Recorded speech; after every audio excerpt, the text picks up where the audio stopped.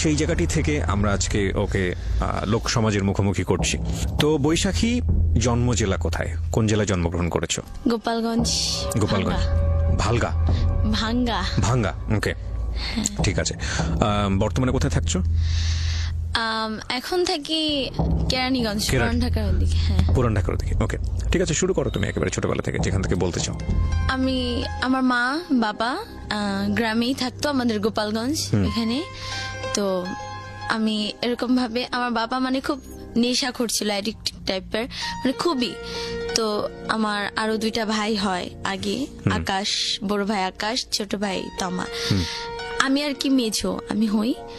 তো আমার যখন আমি হই নাকি, তখনই নাকি আমার বাবা আর বাবাই নাকি আমার মার উপরে মানে খুব টর্চার করে, যে কেন একটা মেয়ে হইলো। একবার নাকি আমাকে মানে ছুঁড়ে ফেলে দিয়েছে বাগানে। আচ্ছা, হ্যাঁ, তো এখান কি থেকে আমার করতো তোমার বাবা? পেশায় কি ছিল? পেশায় সে কিছুই করতো না, মানে জেলের ছিল, কখনো মানে জেলের কাজ করতো, কখনো এটা করতো, কখনো সেটা করতো, আর অল টাইম নেশাই করতো। আচ্ছা, মানে আজকে খাওয়ার মতো খাবার আছে, কালকে যে কি হবে তার সেটা মানে সে ইয়া করতো না।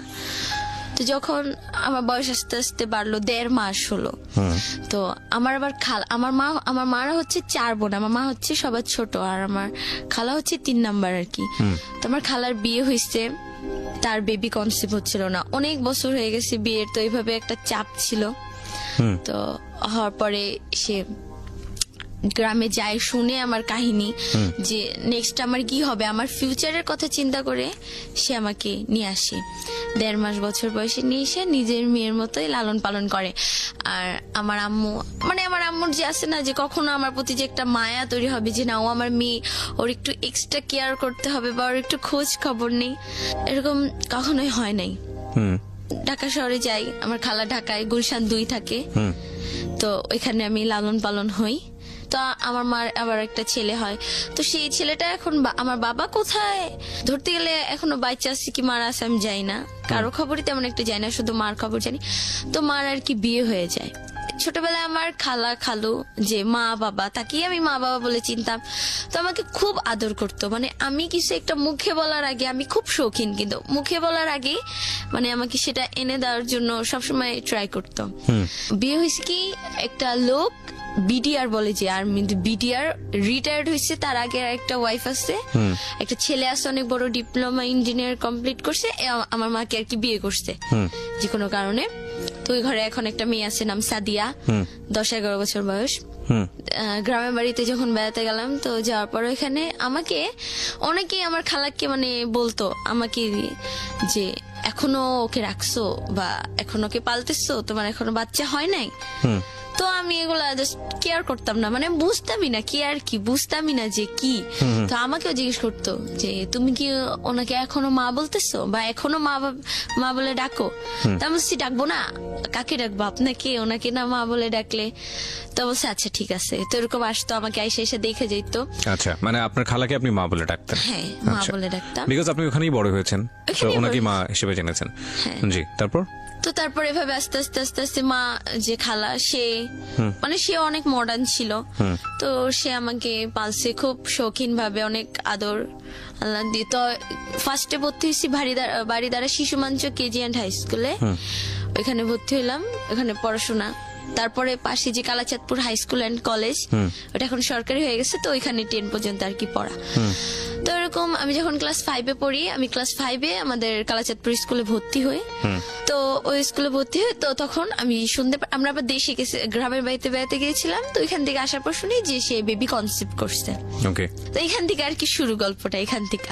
আচ্ছা, বেবি কনসিভ করেছে মানে হচ্ছে আপনার খালা বেবি কনসিভ করেছে। হ্যাঁ, বয়স কত তখন আপনার? আমার তখন 10 বছর, 5-এ পড়ি। 5-এ পড়ো তুমি ওই সময়? হ্যাঁ, তখন আমি 5-এ আর কি উঠবো, মানে উঠে গেছি আর কি। ওকে, তো আমি তো খুব আমাকে মানে একসাথে শুতে দিবে না, আমার রুম সবসময় আলাদাই ছিল, তারপর আমি আমার মার সাথেই শুইতাম। মানে খালার সঙ্গে? খালা, হ্যাঁ ওই তো খালা, তার সাথে শুতাম। তো আমার শুয়া কি অতটা খারাপ ছিল না, ঘুমানোটা আবার অতটা ভালোও ছিল না। তো সে ভয় পাচ্ছিল যে আমার এত বছর পরে একটা বাচ্চা হয়েছে, বাচ্চা হবে, যদি কোনো একটা ও মাধ্যমে ও আচ্ছা আচ্ছা, মানে কনসেপ্ট করার পরে তোমাকে আলাদা একটা রুমে দিয়ে দিয়েছে যে তুমি ওখানে ঘুমাও। হ্যাঁ, আচ্ছা, মানে সবকিছু আমার আলাদা হয়ে যাচ্ছিল আস্তে আস্তে। তো এরকম তো আমি খুব কান্নাকাটি, মা আমি তোমাকে ছাড়া শুবো না, মা আমি তোমাকে ছাড়া ঘুমাবো না, কিছুতেই না কিছুতেই না। তো আমিও তো যাবো না, আর সেও আমাকে যাওয়াই ছাড়বে, যে তোকে যাইতেই হবে। তখন তুমি থেকে তুই, তোকে যাইতেই হবে। তা সেরকম তো আমি যাবো না, খুব কান্নাকাটি করতেছি। যে আমার খালু বাবা, সে আমাকে এতটা মারলো, লাইফের ফার্স্ট অনেক মোটা একটা লাঠি দিয়ে মারার পরে আমাকে আলাদা রুমে রাখলো। আমি এমনি পাই ভয় পাওয়ার ফলে কি আমি খুব কান্নাকাটি করলাম সারা রাত। আমি চিল্লাইছি, মা তুমি কেন আমাকে ছেড়ে দিলে বলো, আমি তোমার বুকে শুবো মা, মানে অনেক কথা বলছি। পাশে তখন টিন সেট বাসা ছিল, তো পাশের রুম থেকে আর কি শোনা যায়। তো একটা মহিলা বলতেছে যে সারা রাত মেয়েটা এভাবে ঘুমায় নাই, সে তার মতো সে ঘুমায় গেছে, চিল্লাইছে মেয়েটা আর এভাবে কান্নাকাটি করছে মার কাছে যাওয়ার জন্য। তো যাই হোক, এক পর্যায়ে সকাল হলো, তো এরকম মানে খুব অ্যাভার্ড যে বাচ্চা হ্যান ত্যান। তো যখন বাচ্চাটা আমার মা আসলো আবার মাঝখানে, যে এখন তো সে প্রেগনেন্ট, কাজ টাজ করতে হবে, মানে আপন মা? হ্যাঁ, আমার যে আপন মা, নাম সেলিনা। তো সে আসলো, আসার পর কাজ, ওই যে তার মেয়ে হয়েছে ওই ঘরে, মেয়েকে নিয়ে আসলো। আসার পর কাজ টাজ করতো। তো তখন আমাকে আমার মা একদিন ডাকে বলতেছে, জানো আমি তোমার কি হয়? হ্যাঁ, তুমি তো আমার খালামণি হও, তুমি আমার ভালো খালামণি, ছোট খালামণি আমার। না, আমি তোমার মা হই। মা হও? কেন মা হবো, আমার তো মা আসছে। বলছে না, আমি তোমার মা হই। তা বলছি কেন তুমি, মানে আমি তর্ক করতেছি, খুব জিতছিলাম, কেন না তুমি আমার মা হও না, কেন বলতেছি ওগুলো, আমি জানি তো হ্যান ত্যান। সে আবার আমার রুমে শুইতো, তো আমি তাকে শুইতে দিতাম না। আসলে কি, হ্যাঁ ওনারা গ্রামের থেকে আসছে আর আমি ঢাকা শহরে থাকি, আমি কেন শুইতে দিব আমার সাথে? হ্যাঁ, আর আমার খালা কি, মানে আমার যে মা, আপন মা, সে আবার কি মানে একটু নোংরা টাইপের, মানে গ্রামের তো, মানে অত কিছু বুঝতো না, দুই রুমের নেওয়ার জন্য আর কি আমরা ফার্স্টে টিন সেটও না, এটা মোটামুটি ভালো একটা। তো যাই হোক, আস্তে আস্তে হ্যাঁ তুমি আমার সাথে ঘুমানোর জন্য, আমার থেকে একটু পটায় চকলেট বা এটা নেওয়ার জন্য, মানে আমার তখন ধারণা এটা ছোট তো, এগুলোর জন্য মনে হয় তুমি এরকম আমাকে ভাও দিচ্ছ, এক কথায় ভাও দিচ্ছ। বলছে না, আমি তোমার মাই হইতো। আমার নানু এখন নাই, মারা গেছে। আমার নানু বলছে কি, পুরাটা খুইলা বললো যে ওর আর কোনো সিচুয়েশন ছিল না, তোমাকে দিয়ে দিচ্ছে, তুমি 1.5 মাস তোমার মার কাছে ছিলা, শুধু 1.5 মাস ছিলা, আজ হয়তো তোমার মার কাছে থাকতে, এরকম তোমার 2টা ভাই আছে। তো আমি না ফার্স্টের দিকে কিছুটা বিশ্বাস করছি, কারণ আমার মা, আমার যে খালা, সে তাকে, আমার আবার একটা খালা তো ভাই আমার সাথে ছিল, পারভেজ নাম। তো সে খালা বলে ডাক দিছে, তো আমি ফাজলামি করে ডাক দিছি কি, হ্যাঁ খালা, হ্যাঁ দাও ভাত দাও। সে বলে হ্যাঁ তোমার তো খালাই। হ্যাঁ মা, কি বলো, খালা কেন? না না ওই কিছু না। তো এরকম তখন একটা আসলো যে সত্যি মনে হয়। আস্তে আস্তে আমার মা আমাকে বলতে লাগলো, মা এটা ছিল, তুই পড়াশোনা করে অনেক বড় হ্যাঁ মানুষে আমার কাছে আসবি। তো এরকম আস্তে আস্তে বাচ্চাটা যখন হইলো, আমার নানু আমাকে বলে কি, তোকে না ওই বিছনায় পর্যন্ত উঠতে দিবে না, জানিস, তোকে এটা করবে ওইটা করবে, তোমার খাবার ছুটাই দিবে, তোমাকে দিয়ে সব কাজ করাবে, এটা করবে সেটা করবে। তো আমার মনে হলো না, আচ্ছা তাই, ঠিক আছে, এরকম কেন হবে, যাক মাই তো বাবাই তো, এরকম কেন করবে। আমার খালু আবার খুব ফর্সা, আমার খালা আবার একটু ডিপ শ্যামলা, তো মেয়েটা হয়েছে একদম কুচকুচে কালো। তো যাই হোক, সবার আদরের মনি সবার। আর আমার খালাকে মিষ্টি আনলো, পছন্দ করতো, মিষ্টি আনলো। তো আমি সবাইকে বিলাইতে গেলাম যে এইভাবে, যে দেখো আমার অ্যাম্বুলেন্স থেকে যখন নামলো, আমি ধরতে নিলাম, এই ব্যথা পাবে, ছাড়ো ছাড়ো ছাড়ো হ্যান ত্যান। বিছানায় বসে যে আমি একটু আদর করব, আমার নানু এই সরো সরো সরো। আমার খালা যখন মানে হয়েছে মেয়েটা, তখন নাকি আর কি বুকে দুধ পাচ্ছিল না, তো রুম থেকে বের করে দিত, খুব খারাপ ব্যবহার করতো, স্যাং স্যাং বলে যাকে, বের হতো। আমি বাহিরে একটাই যেতাম, বসে কানতাম কি, আমি হয়তো আমার মাকে হারায় ফেললাম। তো মানে আমাকে যেই দেখে সেই বলে, তোমার কিছু একটা হবে, জানো, তোমার কিছু একটা পরিবর্তন হবে। তা আমি আবার হোগা, আমি জানি না হোগা কি, তাপটা দেখি, তো এরকম হয়ে যাক, যা হবে হবে। তো এরকম ছোট ছিলাম। তো যাই হোক, পড়াশোনা আস্তে আস্তে আস্তে আস্তে আদরটা আস্তে আস্তে উঠলো। আমার খালা খুব আদর করে তাকে, আর আমাকে কিছু হইলেই খুব বকাঝকা করে, আস্তে আস্তে যে ইগনোর অ্যাভয়েড বলে সেটা উঠে আসে। তো খালুর আবার কি বলতেছে যে গুলশানে এমনি যখন বেবিটা হইলো মানে উড়াধুরা খরচ করছে সে, মনে হয় 2-3 মন খালি, মানে এলাকার সবাই মানে মিষ্টি পাইছে এরকম। বিয়ের কত বছর পরে এরকম আপনার বাচ্চাটা হয়েছে ওনার 20 বছর পরে। ও ওকে, আচ্ছা, তো সেই জন্যই বেশি খুশি ছিল আর কি। হ্যাঁ বেশি মানে অনেক খুশি, শুধু খুশি না, অনেক খুশি ছিল। তো আস্তে আস্তে আমি স্কুলে যাই। আমার তখন আমি ক্লাস 5-এ পড়ি। তখন আমার একটা ফ্রেন্ড ছিল স্বর্ণা, শিপা আর মিম এখনো আসছে।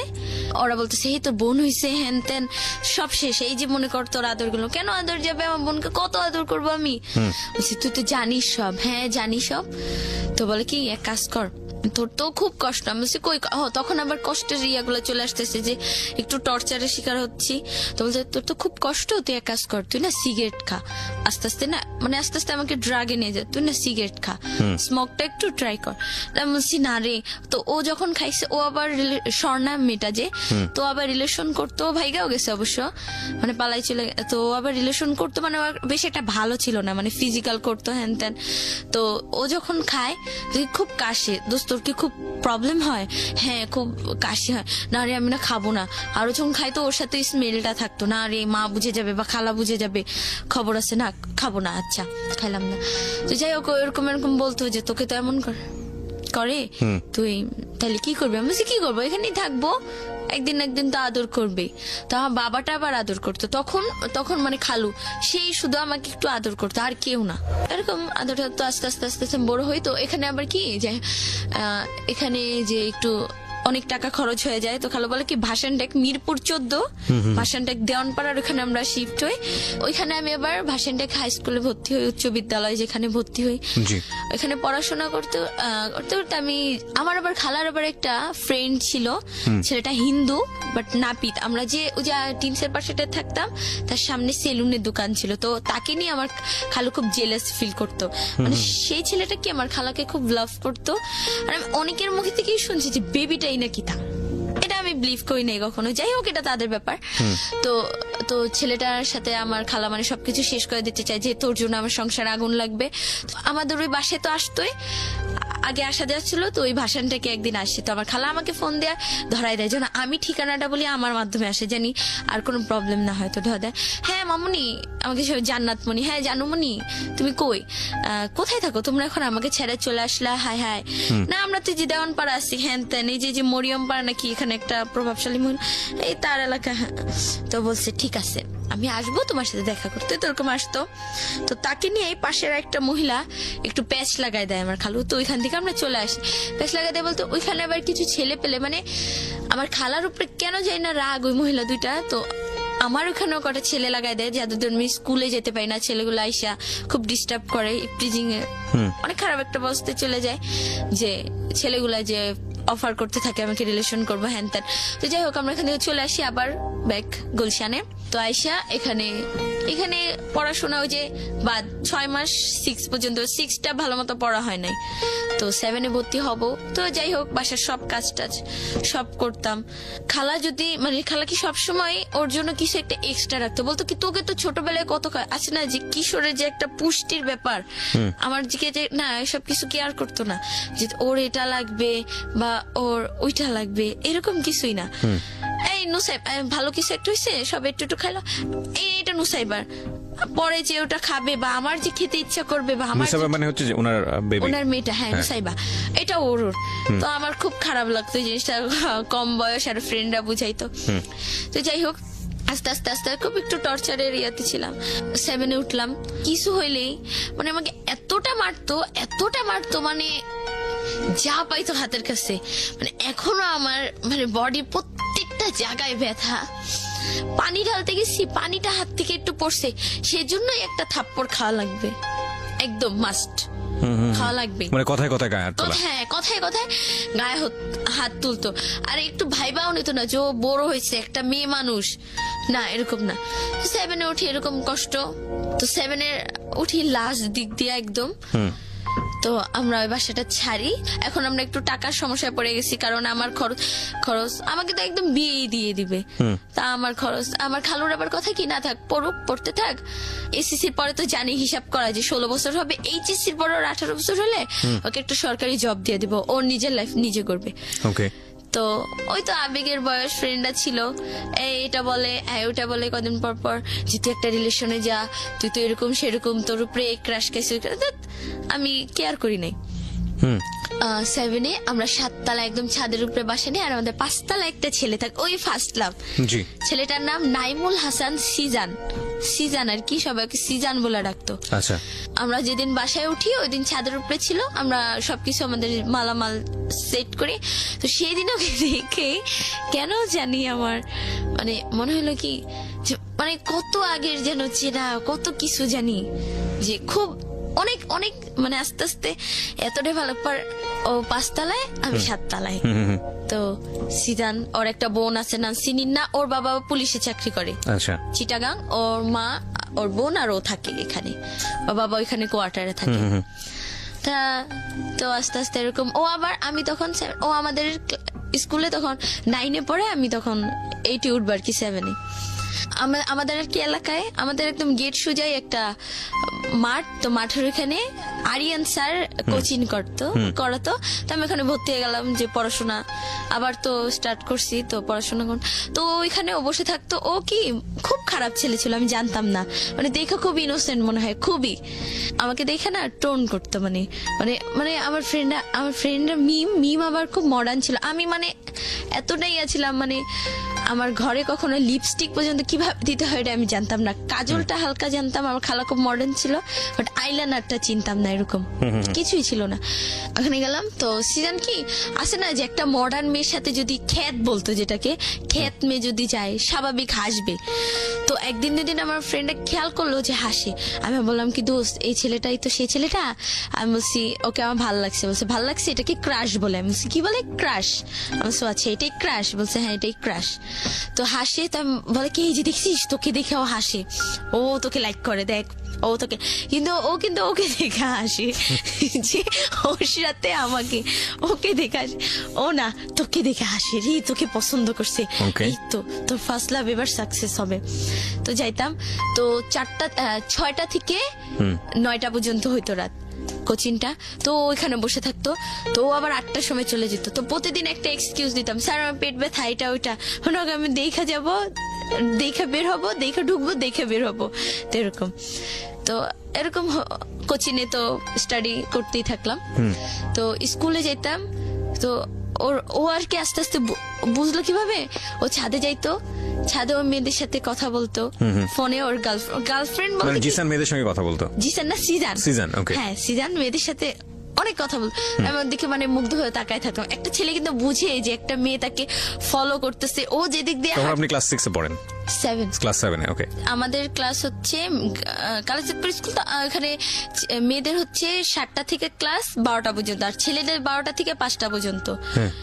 তো আমি আবার আরেকটা কোচিং করতাম ওই স্কুলের স্যারের এখানে।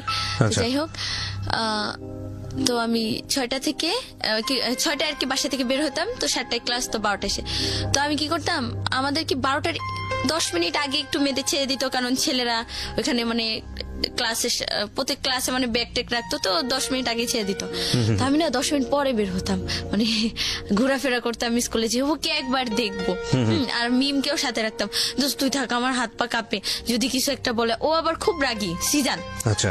আর মিম বলছে কি আরে হয়েই তো গেল তোর কানেকশন, তুই এত ভয় পাস কেন? ও আচ্ছা ঠিক আছে। তো তো আবার বলতেছি কি আমি আবার স্কার্ফ বানতাম, এই তুই না আর হিজাব বানবি না কেন? না তুই চুলে এখন একটু স্টাইল দিবি।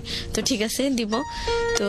তো কিভাবে দিব, কিভাবে চুল বানবো? প্রতিদিন আমি কি করতাম, আমার আবার একই বাসায় থাকতাম, তো মিম আর আমি, মিম আবার আমাদের বাসায়, তো হ্যাঁ কিভাবে প্রতিদিন স্কুল ড্রেসটা পরে বাস চিরুনি আর বেঞ্চ নিয়ে আমি ওর কাছে যেতাম, আমাকে একটু স্টাইলিশ ভাবে বেঁধে দিত।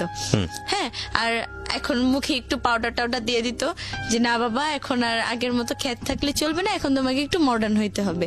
তো ঠিক আছে। তো ও ছাদে যায়, তো আমি তাকাই থাকি, হ্যান করি ত্যান করি। তো আস্তে আস্তে না ছেলেটা বুঝতে পারলো, হ্যাঁ বুঝতে পারে না, আরো হাসে। এখন আমাকে দিয়া মানে একটু কথা বলে, যে এই মেয়ে, আর ওর ফ্রেন্ডরা আমাকে দেখলেই, নাইম আর সুহান 2টা ফ্রেন্ড ওর, তো এই সিজান, মানে আমি ঢুকবো স্কুলে দেখা হইলো বা কোচিংয়ে যাচ্ছে, আমাকে দেখে ওই সিজান মানে ডাকতেছে, কিন্তু আমাকে রেডিকেটেড করে। বাট ওকে, আমি যখন দেখাতাম এই সিজান, হ্যাঁ দোস্ত ভালো আছোস, হ্যাঁ মানে ওর দিকে ইয়া করতে, কি হলো ব্যাপারটা, আমাকে টিচ করতেছে না। তো এরকম আমি 8-এ উঠলাম, 7 থেকে 8-এ উঠলাম। তো ওঠার পরে 10-এ না 9-এ উঠলে তো খেয়াল নাই। তো ওই যে 1 বছর তো শেষ করে দিলাম, প্রেমে বলতেই পারলাম না কখনো। তো মিমকে বলে কি, মিম দোস্ত ওকে তো একটু বলা উচিত, বলবি ও তো মাঠে থাকে হ্যান থাকে, তোর তো ফোন নাই। ফোন তখন আবার খালো আবার স্মার্টফোন একটা কিনছে। তো বলে কি তোর কি এফবি আইডি আছে? আমি বলি এফবি কি, আবার এফবি কি? বলে কি ফোন মানে ওটা একটা সোশ্যাল নেটওয়ার্ক, ওইটা আবার কি? বলে কি ফেসবুক। ফেসবুক, হ্যাঁ ফেসবুকের নাম শুনছি। তো এফবি কি? আরে বাবা ওইটা সংক্ষিপ্ত রূপ। আমি বলছি ও আচ্ছা। বলে আইডি আছে? আমি বলছি এইসব কি? মানে তোর নামে একটা আইডি, হ্যান তেন বুঝাই দিল যে এটা এরকম আইডি। তো বলছি না। তো আমার খালার ফোন, ছোট ফোনটা আবার চালান যেত বাটন। তো এখানে জান্নাত মনি দিয়ে জাস্ট একটা আইডি খুলে দিল, ওকে রিকোয়েস্ট পাঠাইলাম। ওর আইডি নাইমুল হাসান সিজান। তো পাঠাইলাম, ও অ্যাকসেপ্ট করে নাই ও, কারণ এখানে কোনো পিক ছিল না আমার, তাই ফেক আইডি মনে করে অ্যাকসেপ্ট করে। তো এরকম বলবো আর বলা হয় না। ওই আমি আবার মাঝখান দিয়ে শুনতে পারলাম যে সিজান নাকি এতটাই খারাপ একটা ছেলে ছিল। আমি সিজানের পাগলের মতো ভালোবাসতাম, পাগলের মতো। মানে ও আমার আবার একটা কোচিং হলো 4টা থেকে 6টা পর্যন্ত। ও কখন নামবে আমি ওরকম দাঁড়ায় থাকতাম সিঁড়িতে, একাধারে দাঁড়ায় থাকতাম। ওর সাথে দেখা করব, ওর সাথে একটু কথা বলবো, শুধু একটু কথা বলবো ওর সাথে, ব্যাস এরকম। তো একদিন ও আমাকে মাঠে সবার সামনে, মানে আর ও সিজান ছেলেটা কি খুব গালাগালি করতো, মানে খুব আমার মাকে নিয়ে বাবাকে নিয়ে মানে খুব বিশ্রী ভাষায় গালাগালি করতো। তুমি জানলে কিভাবে তোমাকে গালাগালি করতো তোমার মা? আমি পাশ দিয়ে দাঁড়ায় আছি, ও পাশ দিয়ে যাবে আর গালাগালি করতে করতে মনে হয় কি আমার কানে শুনে যাবে, আমাকে বলতে আবার যাচ্ছি। ইস কেমন লাগে ওরে, ও কোনোদিন ওদের বাসায় কি আয়না নাই, ওকে কোনোদিন আয়না দেখে নাই। তো তোমাকে গালিগালাজ করছে কেন? মানে তোমাকেও পছন্দ করে না? পছন্দ করে না, বাট তুমি ওকে পছন্দ করতে খুবই। আচ্ছা আচ্ছা। ও বাই দ্য ওয়ে প্রিয় শ্রোতা, ও খুব অল্প বয়সী, ওর মতো করে গল্প বলছে, আপনারা বুঝতেই পারছেন। ঠিক আছে, হ্যাঁ বলো তারপর। তো যখন ওর কথা মনে পড়ে সারা রাত কান্না করি। দিনে তো ওই যে কাজ টাজ করি, সারা রাত একটু রেস্টের দরকার, সারা রাত কান্না করি, ওর জন্য দোয়া করি আল্লাহ ও জানি আমাকে একটু ইয়ে করে, মানে ও জানি আমার সাথে একটু ভালো ব্যবহার করে। আরে ভালোবাসলে কি পাইতে হবে? আরে তো এর মাঝখানে আবার শুনতেছি FM, খালার ফোন রাত্রে চার্জে দেয়, চুপি নিয়ে জীবন গল্প, ভালোবাসার বাংলাদেশ, বি পজিটিভ, হ্যান ত্যান শুনতেছি। তো শুনতে এখানে যে আসে মেয়েরা বলে, তো কেউ বলে যায় না যে ভালোবাসলে কি পাইতে হবে, ও ভালো থাকো। তো এই যে FM এর ভূত ঢুকছে, এই ভালোবাসলে কি পাইতে হবে, ওই ডায়লগ গুলা মনে আসছে। তো কোন ক্লাসে তখন তুমি? ক্লাস 10-এ? না আমি ক্লাস 8-এ। তখন ক্লাস 8-এ? হ্যাঁ।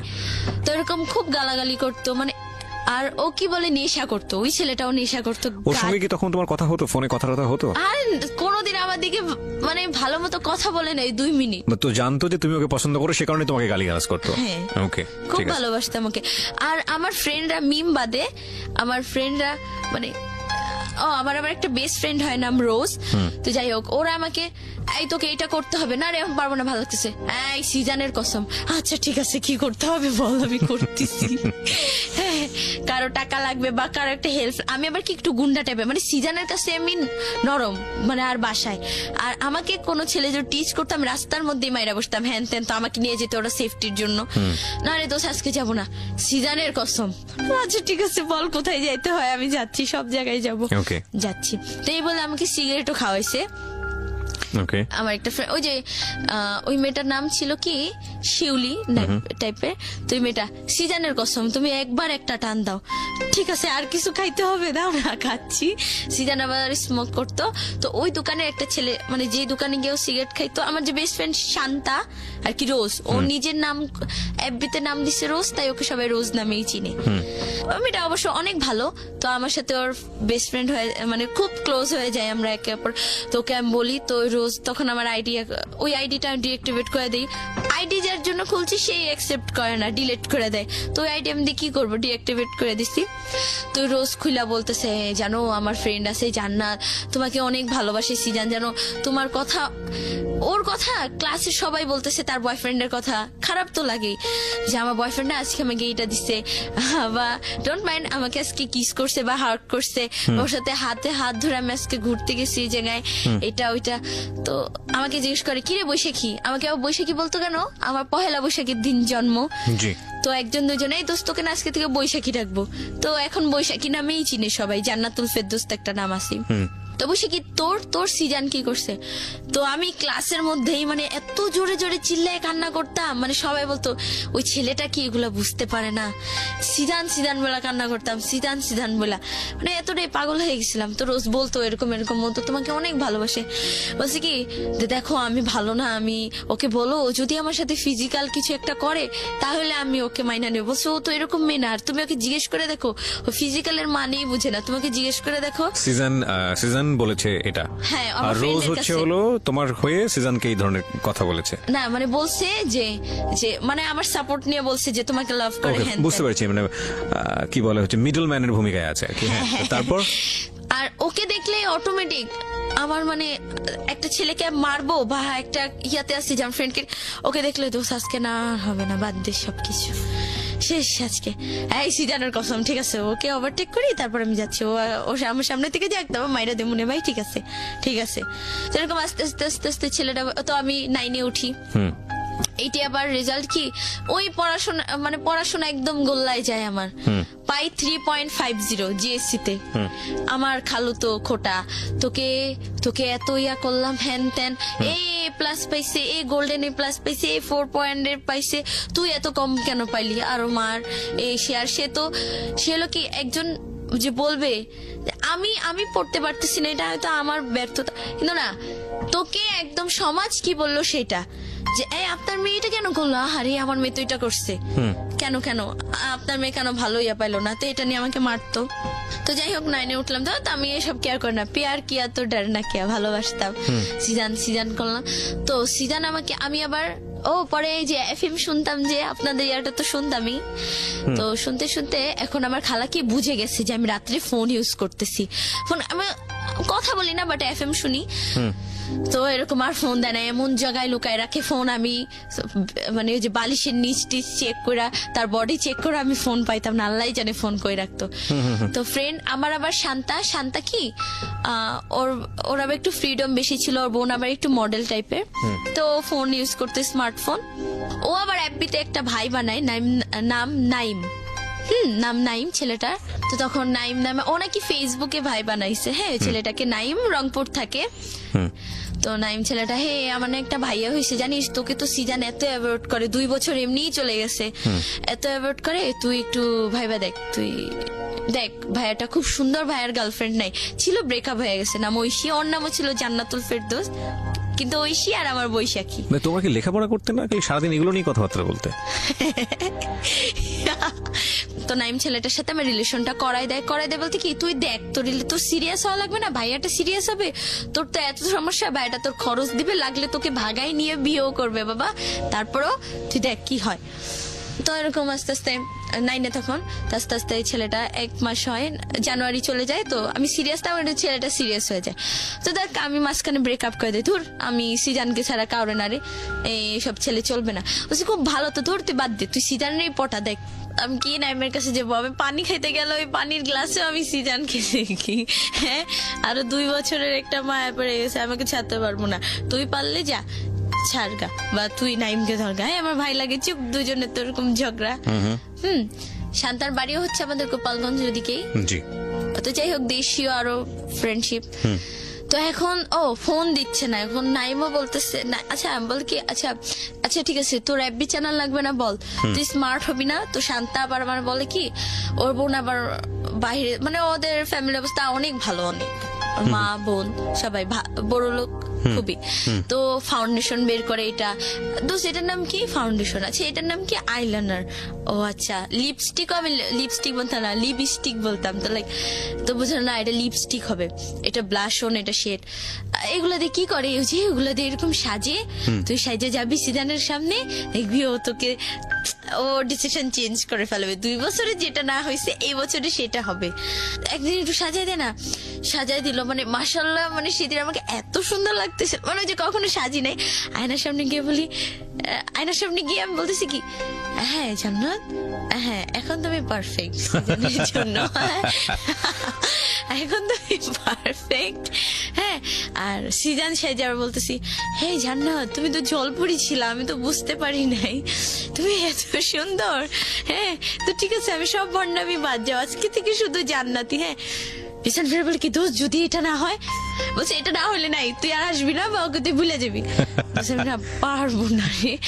কয়, এরপরে ঠিক আছে যদি সিজান তোকে পছন্দ না করে, তুই যদি ওর নাম নেস তা আমি তোকে গুলি করব বা ওকে গুলি করবো। আমি বলছি, দোস্ত দাঁড়াও, গুলিটা তুমি আমাকে মারবা। বলে কি ওকে গুলি মারবা আর তোকে জুতা দিয়ে পিটাবো। আর ক্লাসে আর এখন থেকে তো এরকম এত স্মার্ট হয়ে গেছি, মানে চুল আমার খুব বড় আর খুব কোকড়া ছিল, তো আস্তে আস্তে চুলের যত্ন নিচ্ছি। হ্যাঁ, মানে এটা করছি, ফেসিয়াল করব, এটা করব, এই দুধ দিয়ে, দুধের সর দিয়ে, লেবুর রস দিয়ে, আটা চিনি এটা দিয়ে মুখে মাখি। আমার কালার তো কি রে, ওর কি হলো? হ্যাঁ, চুলের কালার কিনে আনছি, চুলের কালার করছি, চুলে সেই একটা হাইফাই অবস্থা। তো আস্তে আস্তে সিজান একটু ভাবলো, কি রে ওর কি হলো, বাতাস টাতাস লাগছে নাকি সবাই। তো ক্লাসে যাই ওরকম কান্না করি, সিজান সিজান, আর দেখি কি আমি মাথা নিচু করে সিজান সিজান করে কান্না করতেছি, উঠে দেখি কি সবার হাতে জুতা, নাহলে সবার হাতে স্কেল। তোকে আজকে মেরেই ফেলবো, তুই কেন সিজানের নাম বলিস, ওকে তোকে ভুলতেই হবে। ভুলতে তো পারতেছি না, দূর মিয়া তোরা ভুল গা যা। তো ক্লাস 9-এ 13ই ফেব্রুয়ারিতে আমি ফোন কিনি। ফোন কিনি কি, ওইখানে আবার তো কমিশনার জাকির হোসেন বাবুল, সে আমাকে ভাগ্নি বানায়, তাই জান্নাত তুই আজকে থেকে আমার ভাগ্নি। আর মাধুর্যন আমার একটা ফ্রেন্ড ছিল, তো মাধুর্য, শান্তা, ওই যে রোজ, আর আমি বসে কি এই 3জন ক্লোজ ফ্রেন্ড হয়ে গেলাম। যেখানে যাই 3জন, ওয়াশরুমে গেলেও 3জন, সব জায়গায় 3জন। ক্লাসে একজন বই না আনলেও 3জন যারাই যেতাম, আর 2জনের বই হয়তো অন্য কাউকে দিয়ে দিতাম বা লুকানো থাকতো, এরকম এত ক্লোজ ছিলাম। তা আমিও টাকা নিলাম, মামা ফোন কিনবো, 8-9 হাজার টাকা নিলাম, সুন্দর একটা স্যামসাং ফোন কিনলাম। যা, আজকে থেকে আমার একটা এফবি আইডি হবে পার্সোনাল, আমিও এফএম শুনবো, হ্যাঁ মন দিয়ে শুনবো। তো যাই হোক, ফোন এফবি আইডি খুললাম। ওই যে বললাম না যে মাঝখানে আগে বলছিলাম যে সিজান যে দোকান থেকে সিগারেট খাইতো, সেই যে দোকান থেকে ও সিগারেট খাইতো, তো ওইখানে একটা ছেলেকে আমি থ্রেট দিলাম, মানে খুব মারলাম, রাস্তাতে দোকান থেকে বের করে না, তুই কেন ওর কাছে সিগারেট বেচিস। আরে আপু আজব তো, আমি হলাম দোকানদার মানুষ, আমি বেচবো বা এই করবো, আমার থেকে কিনতে আসে কেন কেন। তো যাই হোক, আস্তে আস্তে ও তো একদিন দুদিন নিয়ে গেলাম, তো যেদিন মারলাম সেদিনই নাকি কত বেহায়া ও আমার বান্ধবী শান্তার উপরে ক্রাশ খায়, ওকে মারি আর ওর দিকে তাকাই থাকে, ওকে মারি আর তাকাই। তো যাই হোক, ক্রাশ খেলো তো শান্তা, আর আমি কি করলাম, ওই সিজান আসতো সিগারেট নিয়ে যেত, তারপর আমরা ঢুকতাম, এই কয়টা নিচ্ছি। তো ওই শান্তার উপরে যখন ক্রাশ খেলো, ক্রাশ বলে আর কি, যাকে লাভ করে নাকি ফেললো, ওই ছেলেটার নাম ছিল রাকিব। শান্তার উপরে ক্রাশ খাওয়ার পরে তো আমাকে পটাইতে হবে, শান্তা পর্যন্ত যাওয়ার আগে আগে বৈশাখীর কাছে আসতে হবে। হ্যাঁ, আপনি না আজকে থেকে আমার বড় বোন, মারছেন বড় বোন তো শাসন করবে ভুল হইলে, ঠিক আছে আপু আপনি আজকে থেকে আমার বড় বোন, আমি সিজান ভাইয়াকে একটু ম্যানেজ করে দেবো, জানি আপনার লাইনটা মানে হয়ে যায়, সেটেল হয়ে যায়। তো ঠিক আছে, তো ছেলেটা তার 13ই ফেব্রুয়ারি, হ্যাঁ না ওইটা হয়েছিল 8 না 9 ফেব্রুয়ারি, তো 13ই ফেব্রুয়ারি ফোনটা কিনে নিয়ে আসতেছি। তো ছেলেটা আমাকে একটা শপিং গিফট দিল, আপু এটা না আপনার গিফট। কি এটা কি আছে দেখি, অনেক সুন্দর একটা ড্রেস, গ্রাউন্ড টাইপের যে শর্ট গ্রাউন্ড গুলা, ওইটা একটা গিফট করলো আমাকে। তারপরে দিল, তো আপনি এটা কালকে 14ই ফেব্রুয়ারি এটা পরে আপনি ঘুরবেন। ওকে ঘুরবো, প্রবলেম নাই, আপনি যা বলেন তাই। ও মা আরো কিটক্যাট দেয়, চকলেট দেয় শান্তাকে পটাইতে। যাই হোক, শান্তা পাত্তা দেয় না, দোকানদার ছেলে, শান্তার নজর হলো খুব হাই, ও আবার রিলেশন করতো অনেকগুলা, ও এরকম একটা ছেলেকে ভালো। যাই হোক, তো এভাবে আস্তে আস্তে পরে 14ই ফেব্রুয়ারিতে গেলাম, হ্যাঁ মাধুর্যর বাসায় গেলাম আমরা, সারাদিন অনেক মজা। বাবুল কমিশনার মা বাবা তার আগের দিন 5,000 টাকা দেয়, তো ওই 5,000 টাকা খালাকে নিয়ে দেয়, তো সে খুব খুশি, আমাকে একা একা ছেড়ে দিচ্ছে, আমি হাতে জিলে দিয়ে ঘুরে আসি। তো ফ্রেন্ডরা 3 ফ্রেন্ড মিলে ঘুরি, 2জনে মানে 3জনে ঘুরি। তো এখন দেখি, এখন স্টাইল করি না, হ্যাঁ ওরা আবার একটু শর্ট, বাট মাধুর্য মেয়েটা খুব সুন্দর, বাট ওরা শর্ট, আমি একটু লং ছিলাম। তো আমার 2-3টা ওখানে স্থানীয় ছেলে মানে ক্রাশ খেয়ে গেলো। তো হ্যাঁ আপু ফোন নাম্বার দেন, না দিয়ে ছাড়বই না।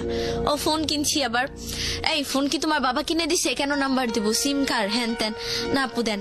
আমরা যাই হোক সারাদিন ঘুরলাম, বের হয়েছি সকাল 9টায়, আসছি রাতের 8টায়, খালা তো কিচ্ছু বলবে না, টাকা দিছি আগের দিন টাকা দিচ্ছি না, কিছু বলে নাই, খালি একটু বলছে তোর যদি কিছু হয়ে যেত বল, আর ফোনটাও তো লুকালুকি মানে লুকিচুপি চালাই যে কেউ জানে না। ফোনটা অনেক কষ্ট করে চার্জ দিতাম, তার ঘুমাই থাকতো সারা রাত, হাঁটাহাঁটি 2 ঘন্টা চার্জের পরে আর কি খুলে টিপে ফোন ইউজ করে আবার চার্জ দিয়ে সকালে উঠে খুলে ঘুমাইতাম। তো যাই হোক, এই ঘুরলাম ফিরলাম, আমরা রিক্সা দিয়ে যাচ্ছি, আর ছেলে 3টা, ওইখানে আবার 3টা ছেলে বাইকে, আমাদের রিক্সা থামাইয়া বাইকে ধরে এই নাম্বারটা আপু দিলেন না, নাম্বারটা দিলেন না, পরে এক পর্যায়ে তাদের বাইকের তেল নাকি শেষ হয়ে যেত। আমরা তো 3জন খুব খুশি, হাল্লা বাচ্চি, ও মা এখন দেখি বাস নিছে, বাস নিয়ে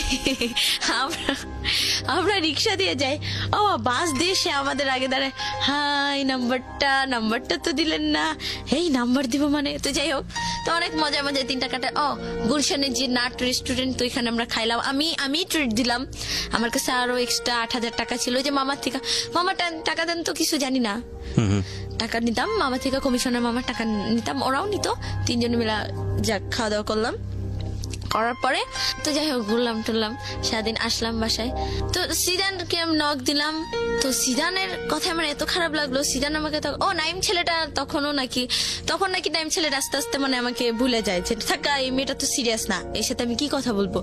তো ও আবার একটা মেয়েকে পছন্দ করে, নাম মামতি, মামতি, কিন্তু মামতি মেয়েটার আবার যাই হোক ওকে লাইক করতো না, ফ্রেন্ড হিসেবে দেখতো। তো এরকম যাকে আমিও ভাবলাম কি যাকে ও তো ওর বিজি লাইফে আছে, আমিও আমার মতো কোনো প্রবলেম নেই। তো সিজানকে আমি নক দিলাম 14 ফেব্রুয়ারি, সিজান জানো আজকে কি দিন?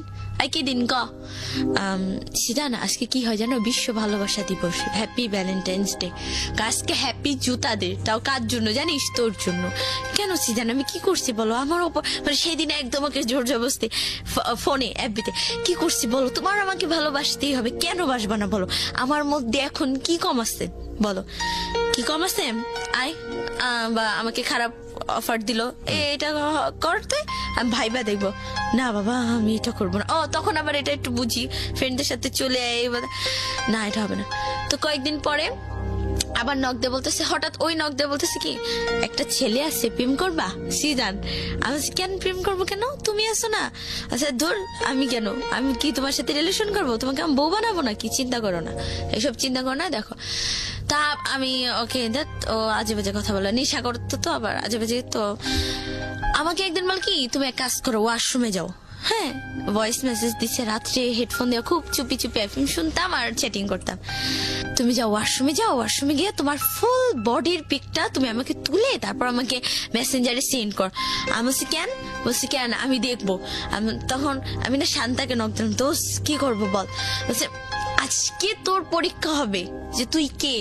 আমি বলছি দাঁড়া, ঠিক আছে দাঁড়া। হ্যাঁ, ওরে ভাব নিলাম যে ওরে আমি এখনই বাসায় গিয়ে মায়ের আসবে। হ্যাঁ, ওরে নক দিয়ে বললাম কি কেন আমি না পারবো না, মানে এমবি নাই। শান্তা বলে কি বকা দিছিস? আমি বলছি হ্যাঁ সেই বকা দিছি, ওকে পারি নাই। পরের দিন আবার বলতেছে যে খারাপ পিক দিতে, মানে সেদিন মানে আমার খুব রাগ উঠেছিল। ও সেদিন আবার শুনছি কি ও নাকি ওর ব্যাপারে মানে সব জানছি যে ও খুব খারাপ, ও মেয়েদের সাথে ফিজিক্যাল করে, ও নেশা করে, মানে ও ভালোবাসা কিছুই বুঝে না। সেদিন চাইছে আমি বলছি কি যা তোর মারি গিয়া বল দেখাইতে। কি বললি তুই? বলছি হ্যাঁ, তোদের মতো ছেলেকে এভাবেই শাস্তি দিতে হয়। ওরা বলে কি তুমি না জান্নাত না, ও নর্মাল হয়ে গেছে, তুমি না জান্নাত না। আমি জান্নাত, ভয়েস এসএমএস পাঠাইছি আমি জান্নাত, কি বল? তুমি জান্নাত না, এটা জান্নাত না, এটা হয়তো ভিডিও করা বাট কথা এরকম না, তুমি জান্নাত না, আমি জান্নাত। আর কি তুমি এত কঠিন কিভাবে হইলাম? বলছি ওই যে 2-2.5 বছরের এক্সপিরিয়েন্স আছে, তোমার পিছনে ঘুরছি আমি, হ্যান করছি ত্যান করছি, কত কিছু করছি। ও আমার কি বলে, বলছি তুই হাত কাইটা, গভীর ভাবে হাত কাইটা, ফ্রেন্ড মানে ওর কথা গভীর এইরকম নিচে দিয়ে এরকম মানে মেঝে পড়তো, মানে একটা ব্যথা, এটাও আমি বুঝতাম না। তো যাই হোক এভাবে আস্তে আস্তে সবাই মিলা বুঝালো, দেখ তুই ওর একটু ভুলা যা, লাভ নাই, যেখানে মায়া বাড়ায় লাভ নাই সেখান থেকে মায়া কাটাইতে হয়। ফ্রেন্ড একটা ছিল মরিয়ম, সে ওই কোচিনে শোন, সিজানকে এখন তুই আর ভালোবাসিস না, ওকে পাওয়া তোর জিত। ওই যে 2 বছর তোর পিছে ঘুরছিস, অনেক স্যাক্রিফাইস করছিস, সেজন্য এটা তোর জিত।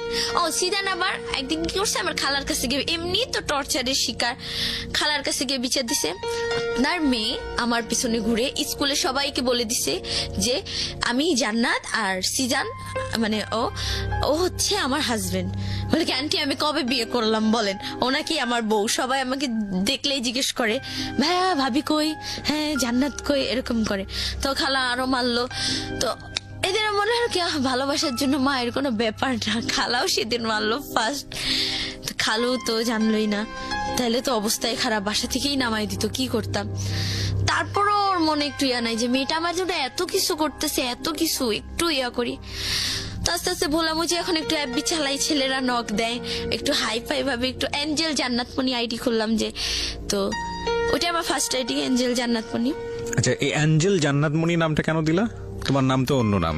আমার নাম তো জান্নাতুল ফেরদৌস। হ্যাঁ, তো তুমি অ্যাঞ্জেল কেন লাগালে নামের আগে? ওই যে এঞ্জেল নামটা কেন লাগাইছি কি, যে আইডি খোলার আগে মানে আমার ভালো লাগলো যে এঞ্জেল দিব, জান্নাত থাকবে আর মনি। আমাকে তো অনেকে জানুমণি, ওই যে আগে যে জানুমণি জান্নাতমণি ফ্যামিলি থেকে যে ডাকতো। আচ্ছা, কিন্তু অ্যাঞ্জেলটা লাগালে কেন? এঞ্জেল মানে যে পরি টাইপস, ফেরেশতা কিছু একটা হাই ফাই তো এরকম। ওকে, ঠিক আছে। তারপর না, এরকম অ্যাঞ্জেল নামে অনেক অসংখ্য আইডিয়া আছে, অসংখ্য, এখনো সার্চ দিলে। তো এঞ্জেল জান্নাতমণি এরকম করলাম। তো এখন ছেলেরা নক দেয়, একটা পিক আপলোড করলে আপু সেই হইছে, আপু জোস হইছে, ক্রাশ খাইছি, ও আপনি তো পুরাই এঞ্জেল। এই কিরে, আমি তো সত্যি সুন্দর রে, তাহলে যাক সিজানকে আস্তে আস্তে বলতাছি। তো পুরান ঢাকার একটা ছেলে, নাম সুপ্রদীপ ছেলেটার, ওরা 2 ভাই, সুদীপ্ত সুপ্রদীপ। তো ওর আইডি আবার র্যাপার দীপ। তো ওই ছেলেটাকে আমার এরকম মানে আমার ভালো লাগছে। তো ছেলেটা আস্তে আস্তে এরকম আমাদের রিলেশন হয় বলতে কি মানে আমরা দুজনকে বলি মনের কথা। তো যে আবার ফোন নিয়ে আমি আবার ধরা খেয়ে গেলাম। আমার খালু কি করছে, ফোনটা নিয়ে গেছে। ফোনটা যখন অফিসে নিয়ে যায় তো আমি খুব কান্না করি, ফোনটা কেন নিবা, আমার একটা ফ্রিডম বলে তো কিছু আছে। আমার ফ্রেন্ডরা গিটার কিনে, দামি ড্রেস কিনে, অমুক জায়গায় যায়, ঘুরে। আমারও খুব ইচ্ছা ছিল মানে আমাকে সবাই এক নামে চিনবে, ওই যে আবেগের একটা, এখনো তো আবেগেরই বয়স, যাই হোক তখন আর একটু বেশি, যে আমাকে সবাই এক নামে চিনবে, বৈশাখী, গুলশানের বৈশাখী বা গুলশানের জান্নাত, এরকম। হ্যাঁ, যে এমন কিছু একটা করতে চাই, এরকম। আসলে কি এটা হয় নাই। তো আমার ওই ছেলেটার সাথে যখন পরিচয়, তো ছেলেটা কি আবার ওই ছেলেটা সিজানের থেকেও বেশি খারাপ, সিজানের থেকেও বেশি নেশা করে, মানে এতটাই নেশা করে, মানে সে সব ড্রাগ নেয়। নেওয়ার পরে নাম কি ছিল ছেলেটার? সুপ্রদীপ। হ্যাঁ, ডাক নাম হচ্ছে দীপ। ও মাঝখানে আবার আমার নাইমের সাথে কন্ট্রাক্ট হয়। নাইম আবার কি করছে, মানে জেলাস ফিল হইতেই পারে, রিলেশন হোক আর না হোক। আমি আবার মাঝখানে সিরিয়াস হয়েছিলাম, দীপের সাথে রিলেশন আগে নাইমের সাথে সিরিয়াস হয়েছিলাম। নাইম ওর বাইক ছিল, ও বাইকে ও গলা ধরে একটা মেয়েটাও ভালো না নাকি, ওই মেয়েটার 2টা বিয়ে হয়েছে, হ্যান ত্যান একটা বাচ্চা আছে, মানে ক্যারেক্টারও প্রবলেম আছে। আর মেয়েটা ইয়াবা খায়, মানে ড্রাগ নেয়, অ্যাডিক্টেড মারাত্মক ভাবে। ওই মেয়েটার সাথে গলাগলি ধরে ও বাইকে উঠা পিক তুলছে, আপলোড দিছে ক্যাপশন দিয়ে, জান তোমাকে অনেক অনেক মিস করি। এটা কি কোনো গার্লফ্রেন্ড ইজিলি মাইনা নেয়? আমি তো ওই পিকটার জন্যই আমি আজও রাগ, ও কেন ওই পিকটা আপলোড করবে? সীমা কে হয় ওর? সীমা আপন না জান্নাত আপন? না, ও বলে আমার ফ্রেন্ড, ও আমার বোন। চুপ থাক তুই। তেন ওকে ব্লক মেরে দিছি, আমি আনফ্রেন্ড করে দিছি, যা ওর সাথে কোনো কথা নেই আমার। ও একটা মেয়ের সাথে কেন গলাগলি ধরে পিক তুললো বাইকে। তো এরকম সুপ্রদীপের সাথে রিলেশন হয়ে গেল 3-4 মাস। মানে ওই যে 3-4 মাস আবার গ্যাপ পড়লাম, তো তখন নাইনে গ্যাপ পড়লো। তো ও ফোন ওটা ভাঙ্গেই ফেলে। তো আমার ফ্রেন্ড আবার সজীব, ওকে বললাম দোস্ত তো 2টা ফোন, আমাকে একটা ফোন দিয়ে দে। বলছি কি করবি? আমি বলছি কেন প্রেম করবো? ও আবার ফিটিং বাস, তুই ফিটিং আইনা দিতে পারবি? আমি সেটা আবার কি? বলছি ওই যে ছেলেদেরকে থেকে টাকা টুকা নিবি, গিয়া বলবি ফোনে জাস্ট তুই কথা বলবি, যা করার আমি করবো, তোর যা টাকা লাগে আমাকে বলবি। আমি চিন্তা একটু পাম্পট্টি মারি, দেখি ফোনটা দিলেই হয়েছে, তারপর তোরা আর চিনি না যাস। আর তো ফোনটা নেই, তুই ছেলেটার সাথে ইয়ে করি। তো ছেলেটা, সুপ্রদীপ ছেলেটা বলে কি, তুমি চলে আসো আমার কাছে, তোমার যা খরচ লাগে, যা টাকা লাগে আমি দিব। আমি বলছি দেখো, আমি কিন্তু প্রতিদিন ভাজা পোড়া খাই, আমার কসমেটিক্স লাগে, আমার প্রত্যেক মাসে ড্রেস লাগে, বলছি আমি সব দিব, তুমি চলে আসো। ঠিক আছে, চলে আসছি, মানে চলে আসছি লাইফে ফার্স্ট যে ভাইগে আসি। খালা খালু রিয়াটা চলে আসছি কেন, আমার 9-এ যে মানে যে 8-এও বার্থডে সেলিব্রেট হয় না, 7, 6-এও বার্থডে সেলিব্রেশন হয় না, তো ফ্রেন্ডদের হয় আর হয় আর হয়তো আমারও খুব ইচ্ছা করলো, তো আমারও না খুব বার্থডে সেলিব্রেট করতে ইচ্ছা। তো আমার এপ্রিলের 14 এবার এপ্রিল মাস চলে আসে, ওই যে ফোনটা নিয়ে যেত মাঝখানে বার্থডে কিছু, আমার নানিও আবার মারা যেত বার্থডে কিছুদিন পরে, আমার বার্থডেটা ওরা করবে শান্তা মাধুর্য। হ্যাঁ, তো আমরা রেস্টুরেন্টে যাই, গুলশানে ক্যাফে ডিলাইট, ওখানে অনেক সুন্দর একটা কেক কিনে ওরা, মানে আমরা মোটামুটি ভালোই। তো একটু লেট হয় দেখা আসি, আসার পরে আমার ফ্রেন্ডটা ওই শান্তাও কোনোদিনও আমার বাসায় আসে নাই, আসে আমার বাসায় সেদিন আইসা, তো আমি তোকে আমার আজ তোর বাসায় নিয়ে যাইতে হবে। বলছি না রে, আমার বাসায় অনেক সমস্যা, আমি যে সমস্যার মধ্যে থাকি, আমার খালো আমাকে কথায় কথায় মারতো, কথায় কথায়। আর আছে না যে ঠিক আছে মেয়ে চট থাপ্পড় একটা, মানে এতটা বাজে ভাবে আমাকে মারতো, মানে পশু, মানে মানে কি বলবো, মানে খুবই খারাপ একটা অবস্থা, মানে অনেক মারতো অনেক। তো সেই দিন ও গেল, ওকে নুডলস রান্না করে দিলাম ফার্স্ট আসলি, আমার খালা আবার একটু অসুস্থ ছিল, তো সে ওরা এতটা কেয়ার করতে পারে নাই। তো আমি গিয়ে বসি, তো জিজ্ঞেস করে তুই কোথায় ছিলি আজকে? বাবা ওরা তো আমার বার্থডে করছে। হ্যাঁ তোমার বার্থডে করছে না? বার্থডে মানে সে যখন মারে তার ফেস গুলা এমন খারাপ করে, মানে এতটা করে আমাকে, মানে গায়ের উপর উঠে মানে মারতেছে। আর আমার ফ্রেন্ডরা একবার মাইরা গেছে, ফ্রেন্ডরা খাটে বসা আমার সামনে মারলো। তো কি দোষ, তোর কি কোনো ওয়ে আছে এখান থেকে যাওয়ার? তুই আমারে বলিস, আবার আসে এই মেয়ে তুমি এখনো যাও নাই বাসা থেকে, যাও বাসা থেকে বের হও। ওকে বের করে দিছে, দিয়ে আমাকে আবার এত মারা মারে যে আমি 12-13 দিন আমি স্কুলে যেতে পারি নাই, স্কুলে যাওয়া অফ হয়ে যায়, মানে নাক মুখ চোখ সবকিছু আমার ফুলে যায়। ওকে, তো যাই হোক শান্তা ওই দিক থেকে ট্রাই করতে থাকে যে নাইম ছেলেটা দেখি যে নাইম কোনো ম্যানেজ করতে পারে কিনা। তো নাইম এরকম যে বললো যে ঠিক আছে আমি দেখি ওর জন্য আমি কি করতে পারি। তো নাইম অতটা সিরিয়াস নেয় না যে হ্যাঁ ও আমাকে এত ইনসাল্ট করছে হ্যান ত্যান। তো যাই হোক সুপ্রদীপের সাথে তো এরকম আবার ঈদের দিন আমি শান্তার বাসায় ছিলাম, সে ঈদের দিন আমাকে এই তুই কোথায়? আমি ফ্রেন্ডের বাসায়। তোর এত কেন দেরি হচ্ছে? আইনা আমাকে এত মারে, আমাকে খুব টর্চার করতো, অনেক মারতো। নভেম্বরের 23 তারিখে আমি পালাই, 23 তারিখে আমার নাইমের বার্থডে। তো এরকম বলতো সবসময় ফ্রেন্ডরা, তুই না কোথাও চলে যা রে, তুই অনেক হ্যাপি থাকতে পারবি, তুই এখানে থাকিসই না। 23 তারিখে না 22 তারিখে রাত্রে পালাই দীপের সাথে, খালার ফোনটা নিয়ে পালাই, 3 সেট কাপড় নেই, তখন মাথায় এত কিছু আসে না, গয়নাগাটি টাকা পয়সা নিতে হয় পালাই গেলে। ছেলেটাও তো কিছুই করতো না কাজ বাস, মানে বাবা মা মারলো, এই খালা খালু মারলো, গায়ে হাত তুললো, এই কারণে সিদ্ধান্ত নিলেন সুপ্রদীপের হাত ধরে চলে যাবেন। হ্যাঁ। তো কি করলেন আপনি? চলে গেলেন বলতে প্ল্যানটা কিভাবে ছিল, আপনারা কিভাবে এক্সিকিউট করলেন এটা? একটা ড্রেস পরলাম, একটু সুপ্রদীপ এটা জানতো যে আপনি বাড়ি থেকে চলে আসতেছেন? ওই তো তুমি চলে আসো, যা খরচ লাগে আমি দেবো, যা টাকা লাগে আমি কি করতো তখন? কিছুই করতো না, নেশা করতো, আর পুরান ঢাকা ওদের 4 তলা বাড়ি আছে বাস এই। এটা তুমি আগে থেকে জানতা? না আমি জানতাম ও নেশা করতো না, কিন্তু একটু কাজ করতো না, বাট তোমার মার সঙ্গে তো তুমি তো জেনেছো তোমার অরিজিনাল মাকে, তো তার সঙ্গে তো তুমি যোগাযোগ করতে পারতে। আমার মা হচ্ছে দুনিয়ার সবচেয়ে সেলফিশ একটা মাদার, সবচেয়ে। এইভাবে না বলে ঘটনাটা বলো আমাকে, যে কি তুমি যোগাযোগ করেছিলা? যোগাযোগ কি, তার একটাই কথা, আমারই সংসার ভেঙে যাবে, তুই তোর মতো বাবা, তুই যদি ভালো মানে তুই যদি বড় হয়ে আসতে পারিস তো আসুক, নাইলে কিছু না, আমি তোর কোনো রিস্ক নেই। আচ্ছা, মানে সে কেয়ার, গ্রামে যেতাম, আছে না যে আমার মেয়ে একটু কেয়ার করবো না, কিছুই না, সে তার মতো সে।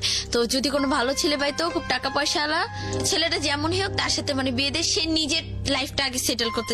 মানে আমার মা টাকা ছাড়া এই দুনিয়ায় কিছুই বুঝে না, টাকার জন্য আমাকে সব করাতে সে বাধ্য, এরকম একটা অবস্থা। তো যাই হোক মার কথা বাদ। তো এরকম পালাই চলে আসি রাত্রে, আমি আবার গুলশান দিকেই যাই ডাইরেক্ট, গুলশান লেকে বসে আছি, ভাবতেছি আরে যাবো, কি করলাম, ফ্রেন্ডের ছেড়ে আসবো। হ্যাঁ, তো তখন আবার সিজানের কথা ভাবলাম, সিজান বলছে যে তুই কখনো সুখী হইতে পারবি না হ্যান ত্যান। হ্যাঁ, ওকেও যে আমি ইনসাল্ট করছি, যে তোর মাকে, ওই যে আমার যে খারাপ পিক চাইছে পরে ওর মাকে নিয়ে আমি কথা বলছি, যে তুই নিয়ে ওরা অভিশাপ দিছে। তো এইসব ভাবতেছি, পরে ভাবতে ও কল দিল, কি আসবে না নাকি?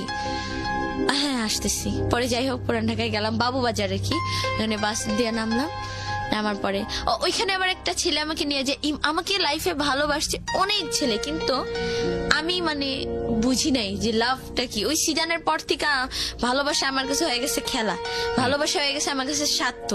আসলে দীপ ছেলেটাকে আমি ভালো অতটাও না, নিজের স্বার্থের জন্য। যে ও আবার বলছে কি যে আসো তোমার সবকিছু আমি দেখবো, যদিও আমার কোনো একটা সেটেল করে দিতে পারে, ওইটাই। তো ইমন ছেলেটা এরকম আমাকে ভালোবাসতো। ইমন ছেলেটাকে আমি বলছি আমি একা, আমি তো কোনোদিনও পুরান ঢাকায় যাইনি, তুমি আমাকে একটু দিয়ে আসো কষ্ট করে। তো ঠিক আছে আমি দিয়ে আসবো। দিয়ে আসলো আমাকে। সারা রাত তুই ছাদে ছিলাম, আমি, ইমন আর দীপ সারা রাত ছাদে দুজন বসেছিলাম। তিনজন বসে বসে আড্ডা দিচ্ছি। যাইতে যেতে খুব রাত হয়ে যায়, আর ওদের বাসা টাসা মানে আশেপাশের কোন ফ্রেন্ডের বাসায় যে রাখবে সব বাসা লক হয়ে যায়, পুরান ঢাকার অবস্থা তো জানেনি। যাই হোক, তো ছাদে বসে বসে আড্ডা দিলাম তিনজনে মিলা। দীপ তো ধুমায় সিগারেট খায়, কি খায় না খায়, যাই হোক। আর আমি আমার মতো বসে বসে টেনশন করতেছি কি করব। আমার লাইফে আবার টেনশন কম, টেনশন বললে ভুল হবে, আমি আমার মতো হাসতেছি নাচতেছি ছাদে সারা রাত ছাদ ঘুরতেছি নাচতেছি ঘুরতেছি। হ্যাঁ তেনি কি সুন্দর আমি ভাই গেছি, আল্লাহ আমি বাচ্চি, আমি প্যারা থেকে বাচ্চি, এরকম বলতেছি। তো সকাল হয়, ছেলেটা আমাকে সকালে কি বলে, তখনই বলে কি আচ্ছা তোমার কি বাসায় যাওয়ার কোনো ওয়ে নাই? আমি বলছি কেন, আমি কি বাসায় যাওয়ার জন্য আসছি নাকি? তুমি আমাকে ভাগায় নিয়ে আসছো না বিয়ে করবা? বলছি কি ও আচ্ছা ঠিক আছে। মানে ছেলেরাও মানে একটু লুজ হয়ে যায়, মানে একটু ভয় পায় যে একটা মেয়ে পালা। তো ওর ফ্রেন্ড কিরণ, দীপের ফ্রেন্ড কিরণ আমাকে আয়শা বলে যে কি তুই ভাগাই নিয়ে আসিস না, ডাইরেক্ট তোর মার কাছে নিয়ে যাবি। আবার একটা ভাইয়া ছিল সাগর, ডেভিল বয় সাগর আর কি, হিন্দু। তো ওই সাগর আর কি বলে কি ভাগাই নিয়ে আসিস না, তোর মার কাছে নিয়ে যাবো। বলছে না রে মার কাছে না, আমি টাঙ্গাইল নিয়ে যাবো, টাঙ্গাইল ওর বোনের বাসা। তো নিয়ে গেল। ইমন ছেলেটাকে আমি আবার বিদায় দিয়ে দিলাম। ইমন ছেলেটা তো যাবেই না, আমি ওকে ভালোবাসি, পুরান ঢাকার কি না কি। ও বলে রাখা ভালো, দীপ আর আমার কোনোদিনও মিট হয় নাই। যেদিন ভাইগে আসছি সেদিনই দুজনকে দেখছি, ওই প্রোফাইলে দেখছি, পিক ভিডিও কলে কথা বলছি। ও এটাই ফার্স্ট টাইম হচ্ছে মিট ওর সঙ্গে। তো তো দেখলাম। তো যাই হোক, ও আবার আমাকে বললো যে আমি তোমাকে আমার ভালো লাগছে হ্যান ত্যান। তো টাঙ্গাইল যাচ্ছি আমরা। যাওয়ার সময় বাসে উঠলাম। তো আমরা সারা রাস্তা গল্প করতে করতে গেলাম। যার পর ওখানে বোনের বাসায় গেলাম। ও ছিল সবার ছোট। ওর বোন তো দেখলো যে ও নিজেই চলতে পারে না, ও আবার ভাগাই নিয়ে আসছে আরেকটা মেয়ে। ওর বোনের মাথায় তো বাস পড়ছে যে কিরে কি অবস্থা শুভ্র, তুই কাকে নিয়ে আসছি? আপু আমি ওর ভাগাই নিয়ে আসছি, ও আমার ওয়াইফ হবে, হ্যান তেন আমাদের বিয়ে দিয়ে দেন। ও বোনে তো সেই কান্নাকাটি, ওর মাও জানতে পারলো। ওর মা খুব অসুস্থ। আর আস্তে আস্তে ওর মানে ওকে আমি ফার্স্ট দেখছি তো দেখি এতটা চিকুন একটা মানুষ খুব কমই হয়, মানে খুবই চিকুন আর খুব ফর্সা। দেখে বোঝা যাচ্ছিল যে নেশাকর টাইপের। কিন্তু এমনও তো হতে পারে অনেকে খাওয়া দাওয়া করে না, এরকম মানে ওই যে একটা বিশ্বাস চলে আসছিল। তো গেলাম টাঙ্গাইল। ও দুলাভাই বলতেছে তুমি কি ওর ব্যাপারে কিছু জানো? আমি বলছি না। বলছি আপনি নেশা করে, কিন্তু ভাইঙ্গা বলে না যে ইয়াবা মানে হ্যান তেন অনেক কিছু খায় খারাপ। বলছি ও তো একটু নেশা করে। আমি বলছি ওটা কোনো ব্যাপার না, মনে করছি কি যে একটু ড্রিঙ্ক না কি বলে মদ, ওগুলো হয়তো খায়, এই আর ব্যাস, আর কিছু না। গেলাম, এখানে বসেছিলাম আমরা। তো সুপ্রদীপ আবার আমাকে বলে যে হ্যাঁ সাজগুজ করো। সুপ্রদীপ আবার 7,000 মাত্র। আমি তো বাসা থেকে টাকা পয়সা নিয়ে আসি না, কারণ এই লাইফের ফার্স্ট 3 সেট কাপড় নিয়ে আসছি। আর জাস্ট কসমেটিক্স তো অল টাইম, এখন তো কসমেটিক্স শিখে গেছি। কসমেটিক্স এর বক্সটা ব্যাস, যাবতীয় যা লাগে ব্যাস ওই নিয়ে আমি আসছি। তো সুপ্রদীপ 7,000 টাকার ম্যানেজ করছে। ম্যানেজ কইরা ওর দুলাবের হাতে টাকাটা দেয়, ভাই এই টাকা দিয়ে আমাদের কোর্ট ম্যারেজ বা কিছু একটা করায় দেন। এই আর পসিবল না। দুলাভাই তো সে রাতে আমাদের একসাথেও থাকতে দেয় না, বোনের সাথে ছিলাম, দুলাভাইয়ের সাথে ছিল যে না কিছুতেই মানে নিব না। ও দুলাভাই অনেক বুঝাইছে তুমি চলে যাও। বলছি কি আমি কিভাবে চলে যাও বলেন? গেছি, একটা মেয়ে ভাইগা গেলে সে কি কোনদিন আর ফেরত যায় বাসায়? তার হাজবেন্ড হইতো খালা খালু যতই খারাপ হইতো, যা ওর বিয়ে হয়ে গেছে তো এবার ওর হাজবেন্ড নিয়েও থাক। যখন ছেলেটা আর কি আমাকে বলা শুরু করলো যে বিয়ে করবো হ্যান ত্যান, তো বিয়ে করবো আমি কি দীপ আমি মেহেদি পরবো, আমি চুড়ি পরবো, হ্যাঁ তোমাকে সব কিনে দেবো। আমাকে একটা হলুদ কালার একটা ড্রেস ছিল, ওই ড্রেসটা পরে আমি বসেছিলাম। তো দুলাভাই কিছুতেই মেনে নিচ্ছিল না। সারা রাত আমাকে ওর বোন বুঝাইছে, বোনের সাথে তুমি প্লিজ ব্যাক করো, বাসায় ব্যাক করো। বলছি পসিবলই না আপু, আপনি আমাকে আরেকটা ওয়ে করে দেন। আপনার যদি এত মনে হয় যে আমি ওর জন্য পারফেক্ট না, আমাকে ভুলে যাবো। বলছে দেখো তুমি মেয়ে মানুষ, হ্যান ত্যান, ধর আপনার মেয়ে মানুষ, বের হয়ে আসছি আবার কি। হ্যাঁ আমি তো যাই হোক, ও দুলাভাই হঠাৎ করে সকালবেলা এই সুপ্রদীপ তুই টাকা আনছিস? হ্যাঁ টাকা আনছি, দে টাকা দে, তোদের বিয়ে করাই দিব। দুলাভাইয়ের ধান্দা আছে, টাকা নিবে। এই ও তো খুশি। আর ফ্রেন্ড কিরণও ছিল যে কি ভাই তোর দুলাভাই মাইনে নিল, মনে হয় তোর ওয়াইফ না হোক ওয়াইফ, যাই হোক ওকে মনে হয় পছন্দ হয়েছে। হ্যাঁ, তো আমিও ভাবলাম বেশ যাক, তাইলে মনে হয় ঠিকই আছে সবকিছু। তো ও মা একটু পর আমরা গল্প, হ্যাঁ ওইটা আবার কি, তো দীপ আর আমার তখন কিস হয়, মানে লাইফে ফার্স্ট। আমি এমন একটা মেয়ে যে আমাকে কোনোদিন কোনো ছেলে মানে কোনো ব্যাড টাচ পর্যন্ত করে না। ওকে, বুঝতে পেরেছি। হ্যাঁ, তারপর তো আধা ঘন্টা পরে কিছু সেন্টারের লোক আসলো, রিহ্যাব সেন্টারের লোক। হ্যাঁ, আয়শা এই তুমি সুপ্রদীপ খান? হ্যাঁ হ্যাঁ, ওকে নিয়ে গেল। আমি অনেক কান্না করছি, অনেক, যে প্লিজ ওকে ছেড়ে দেন। আমি পাটা ধরেও কান্না করছি, তাদের কেউ ছাড়ে নাই। ও বোন আমাকে একদম টানে নিয়ে ছিটকে, মানে খাটে বসেছিলাম, ছিটকে খাটে ফেলে দিল আর ওকে টান দিয়ে নিয়ে গেল। তুমি চুপচাপ বসো ওখানে। আমি কান্না করলাম, আমার মুখ টুক চেপে ধরলো, মানে এখানেও দেখি আরেক অবস্থা। তো ওর দুলাভাই আমাকে, ওই কিরণ ভাইয়াটা, আমি কিন্তু ভাইয়াটাকে চিনিও না। তার আগ পর্যন্ত তো তুমি জানতে না যে দীপ ছেলেটা নেশা করে? না। যখন রিহাবের লোকজন আসছে তখন তুমি কি মনে করছো? আমার পুলিশের লোক ধরে নিয়ে যাচ্ছে। আমরা তখন আমার বয়স কত, 16 তো এখন, তখন মনে হয় 15 বছর, 15.5 এরকম। কতদিন আগের ঘটনা? বছর খানেক আগের না ঘটনা? না না, 4-5-6 মাস এরকম। ওকে, তারপর? কিরণ এখন আমাকে তার দুলাভাই কিরণের সাথে আমাকে পাঠাই দিবে। কিরণ ছেলেটাকে আমি কখনো চিনি না, জানি না। আবার কিরণের নামে শুনলাম ওর মা নাকি ভালো না, ওর মা নাকি বিভিন্ন মেয়েদের আর কি বিজনেস করে, তো এটা নাকি শুনলাম। তো আমি এই ছেলেটাকে আমি কিভাবে ট্রাস্ট করবো? তো যাই হোক, বললো যে যাও তুমি ওর সাথে চলে যাও, আমি কিছু টাকা দিয়ে দিতে। সুপ্রদীপের টাকাগুলোও দিল না, যে ওই টাকাটা দিয়ে আমি হয়তো কিছু একটা করতে পারতাম। এই দুনিয়ায় টাকা যার সবই তার, ওই টাকাটাও দিল না। মাত্র 300 টাকা দিছে। টাঙ্গাইল থেকে ঢাকা আসতে কি 300 টাকা ভাড়া, এই দিয়া এই যাও যাও যাও তাড়াতাড়ি বের হও, বাসা থেকে বের করে দিছে। কানতে কানতে আসলাম। তো এরকম পাশাপাশি কিরণ আমি তো চলে আসলাম। ভাগ্য খারাপ, কিছুতেই লাইফে হ্যাপি হইতে পারি নাই। তা আসলাম। কার সঙ্গে আসলা ওই সময়টাতে? ওই যে ওই কিরণ ছেলেটা, এখন তার কোনো ওয়ে নেই। তো আসলাম, এখন আইসা কিরণ ছেলেটা আমাকে নিয়ে মানে উল্টা পাল্টা কথা শুরু করে দিচ্ছে। এই তুমি আমাকে বিয়ে করবা? তোমাকে আমার খুব ভালো লাগছে, বিশ্বাস করো, তুমি আমাকে বিয়ে করো। হ্যাঁ, আমি তোমাকে অনেক খুশি রাখবো। হ্যান তেন। কি ব্যাপার, এত আমার থেকে সুযোগ নিচ্ছে? আমার এটা মনে হচ্ছে কেন, আমি কি খাবার যে আমি কারোর জন্য আমি ওয়েট করবো না? আমি বলছি দীপ আসবে কতদিনে? বলছে 2 বছর লাগবে। ও দুলাভাই বলছে 2 বছর। 2 বছর আমি কোথায় থাকবো? একটা মেয়ে মানুষ এমন আছে তো আমাকে কেউ মেরেও ফেলে দিতে পারে। কিরণ কি যে আমি বিশ্বাস করব, তার কি কোনো গ্যারান্টি আছে? কিরণ নিজে আমার কিছু করবে না। আসার পরে এখানে কিরণ বাসের থেকে আমাকে উল্টাপাল্টা কথা বলা শুরু, জাস্ট আমি অনেক সেফলি ছিলাম, ভালো। তো তুমি আমাকে বিয়ে করবা? তুমি একটাই কথা, গায়ে হাত দেন। বাট বিয়ে করবে কিনা, মানে ও আমাকে পাবেই, বিয়ে করবেই না। তো আমি বলছি কি পল্টন আমার একটা ভাইয়ের বাসা, তো পল্টন, স্বপন নাম, স্বপন পলি ভাই ভাবি। তো এখানে ব্যাক করলাম। আমি মনে করছি কি যাক ফ্যামিলিতে এখানে গেলে ভাইয়া মনে হয় কিছু একটা করে দিবে, যে যাক বোন তুই আসছিস, ওকে একটা জব দিয়ে দিই, তুই তোর মতো থাক। না, ভাইয়াও ডাইরেক্ট খালাকে ফোন দিল, আসলো, বাড়ি এলি ছিল তাদের। আইসা সবাই মিলে আমাকে মারলো, সবাই আমাকে এক নামে চিনতো। আমাদের স্কুল ওইদিকে সবাই বৈশাখী। আর এখন আমাকে সবাই বাজে নামে চিনে। এই মেয়েটা তো ভাইগা গেছিল, এই মেয়েটার লাইফ শেষ, এই শেষ সেই শেষ। কোন একটা দোকানে গেলাম, তুমি না ভাইগা গেছিলা? কি বলবো, পাশে লোকজন সবাই তাকায় থাকে।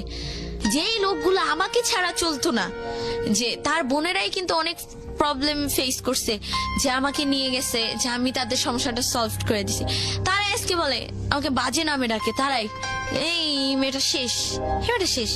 তখন নাকি সিজান, জানি না, তখন নাকি সিজান হচ্ছে ও কি কাজটা ঠিক করলো।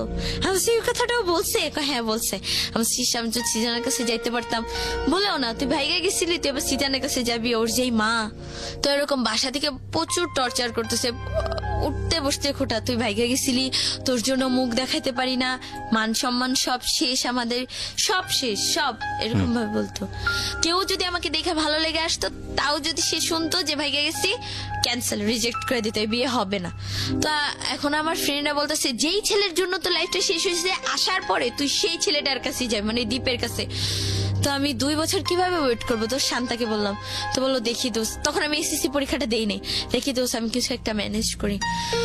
তো আমি যখন বসেছিলাম, তো বাবু নামের একটা ছেলের সাথে আমার কথা হয়, সেটা হচ্ছে কিরণের ফ্রেন্ড।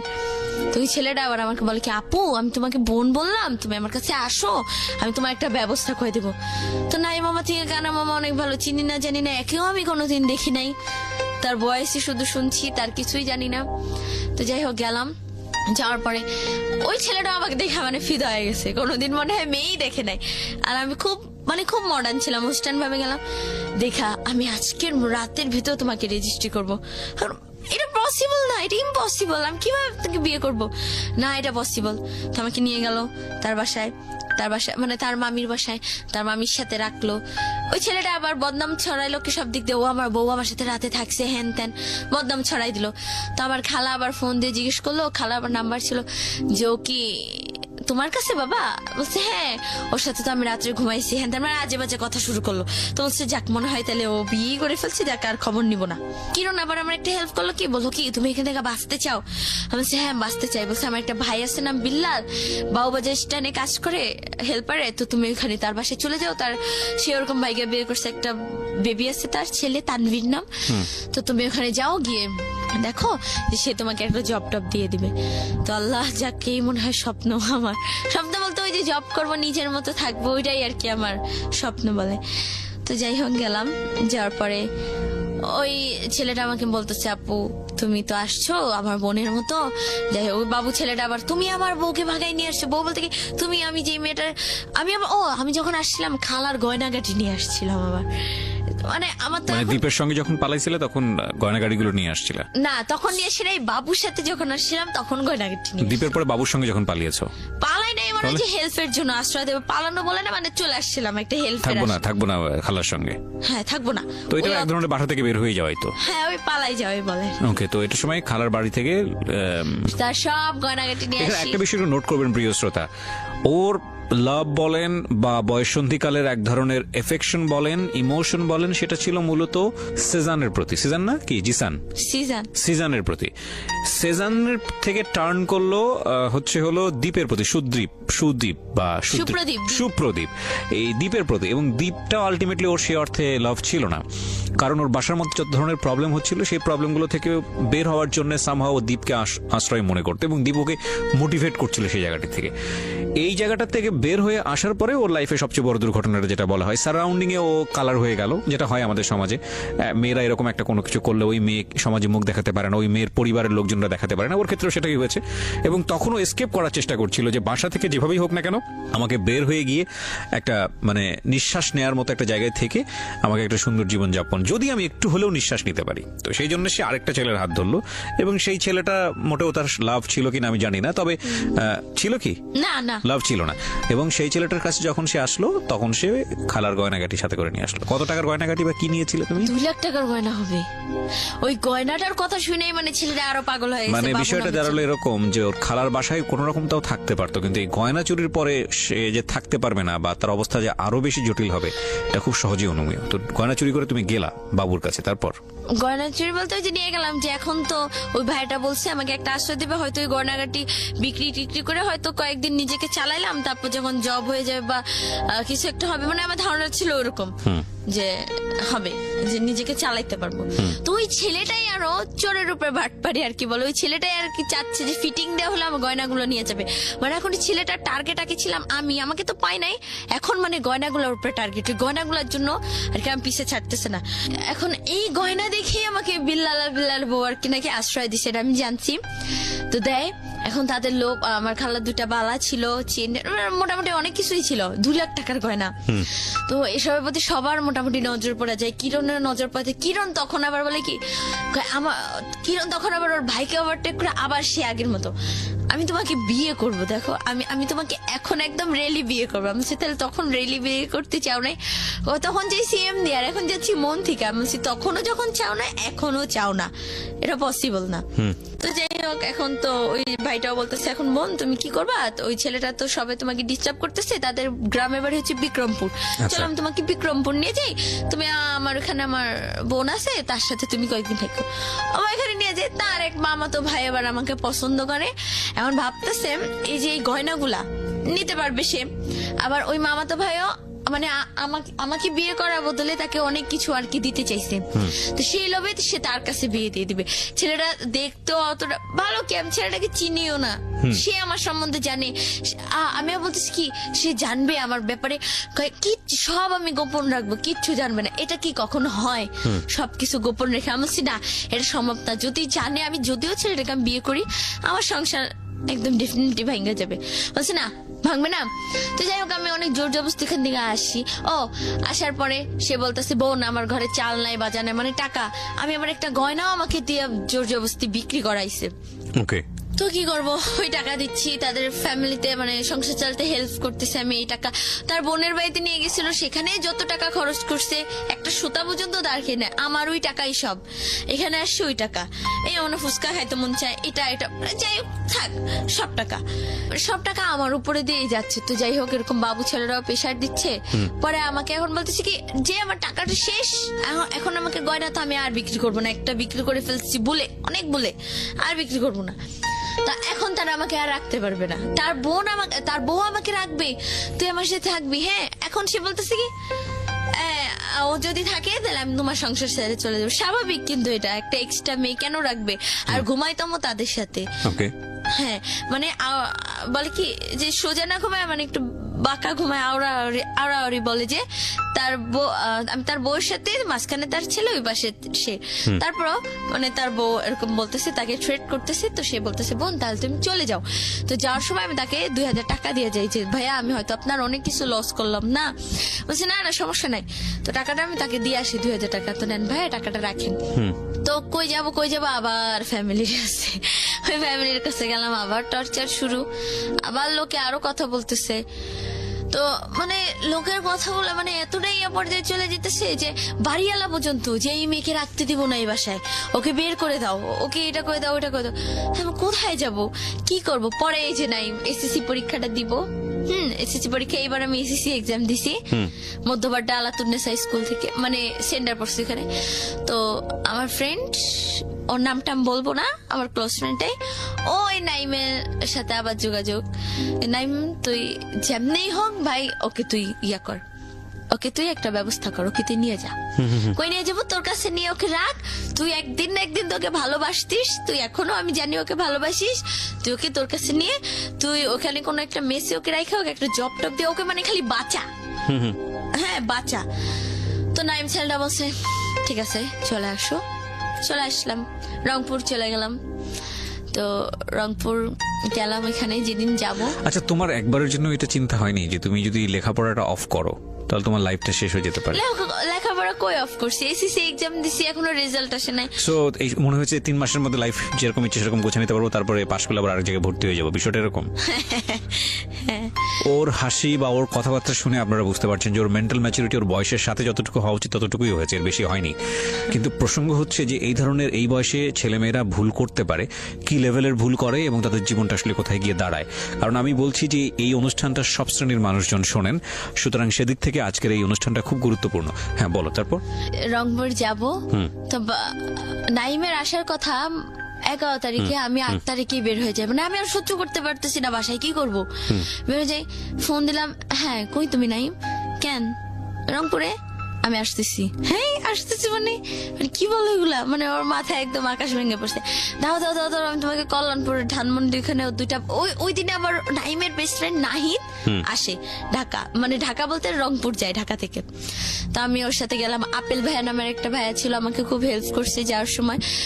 নাইম আবার কি করছে, তোমার কাছে টাকা আছে? আমি বলছি কোত্থেকে? আমার কাছে তখন টাকা টোকা কিছুই ছিল না। বিকাশে টাকা পাঠাইলো আমার যাওয়ার ভাড়া, আমার ওখানে যে কি বলে ফুড ভিলেজ, ওখানে নাইমা খাওয়া দাওয়া, রাতের খাবার দাবারের খরচ সবকিছু পাঠাইলো।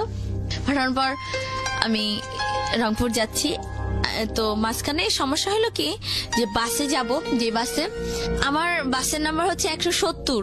আমাকে ওই যে আপেল ভাইয়া, যে ও একটা, আমার কাছে ফোনও নাই, আমি মানুষের ফোন দিয়ে রাস্তায় নামে কল দিছি, আমার ফোনটাও নাই, ফোনটা ভেঙে ফেলছে খালু। তো ফোনও নাই, যে কিভাবে কি কথাবার্তা বলবো ওর সাথে, কিভাবে যোগাযোগ করে যাবো। তো এখন ওই ভাইয়াটা মিস্টেক করছে কি যে ওই 107 ও 170 আমাকে ওই গাড়িতেই উঠাই দিছে ওর বেস্ট ফ্রেন্ড নাহিদের সাথে নাইমের। তো যাই এখন তো আমাকে নামাই দিবে রাস্তায়। ওর বেস্ট ফ্রেন্ডের সাথে আবার দুটো ছেলে ছিল, রাসেল আর একটা কি জানি একটা নাম, সাইদ না রাশেদ নাম। তো এরকম যাই এখন তো আমাকে নামাই দিবে, আপনার বাস তো এটা না, আপনার টিকিট ক্যান্সেল করে দেবো। এখন পরে ওই নাহিদ ভাইয়াটা কি করছে আমার জন্য বলে কি সারা মানে রাস্তায় নামছে নাইমা, আরো দুজন ভাইয়া তো খেপছে, এই রংপুর চলো আমরা কি তুমি জানো মার ভ্যান। পরে যাই হোক আমার জন্য সারা রাস্তা সে দাঁড়াই ছিল, একবার বসে ওই সামনে গিয়ে ইঞ্জিনের ওখানে বসে অনেক কষ্ট করে গেছে। আর আমার যে গাড়ি ওটা আমার সিট বুকিং হয় মানে লোকাল উঠাই দিছে সিট ইয়ে করে। তবে রংপুর গেলাম, রংপুর গিয়া মনে হয় একটা নতুন জীবন পাইলাম। ও আরেকটা কথা বলা ভালো, নাইমের সাথেও আমার কোনোদিনও দেখা হয় নাই। ফেসবুকে চ্যাটিং, ফোনে কথা আর ভিডিও কলে একদিন। সুপ্রদীপকে তো অল টাইম মানে প্রায় ভিডিও কল দিতাম, নাইমকে একদিন আমার ভিডিও কল। রংপুরে তুমি গেলা কার ভরসায়, কিসের জন্য যাচ্ছ? মানে তুমি এত নাম বলছো আমি কনফিউজ হয়ে যাচ্ছি আসলে। নাইম কখনো কখনো দীপ, কখনো বাবু, কখনো কি, মানে এত কিছু কেন? মানে ফেসবুকে যাকে পাচ্ছ তার সঙ্গে সম্পর্ক হয়ে যাচ্ছে, এরকম কি ব্যাপার? True confession actually. হ্যাঁ, তারপর বলো, রংপুরে গেলা তুমি কার ভরসায়? নাইম, অথচ তুমি তাকে একদিনও দেখো নাই? না। ওকে, বলো।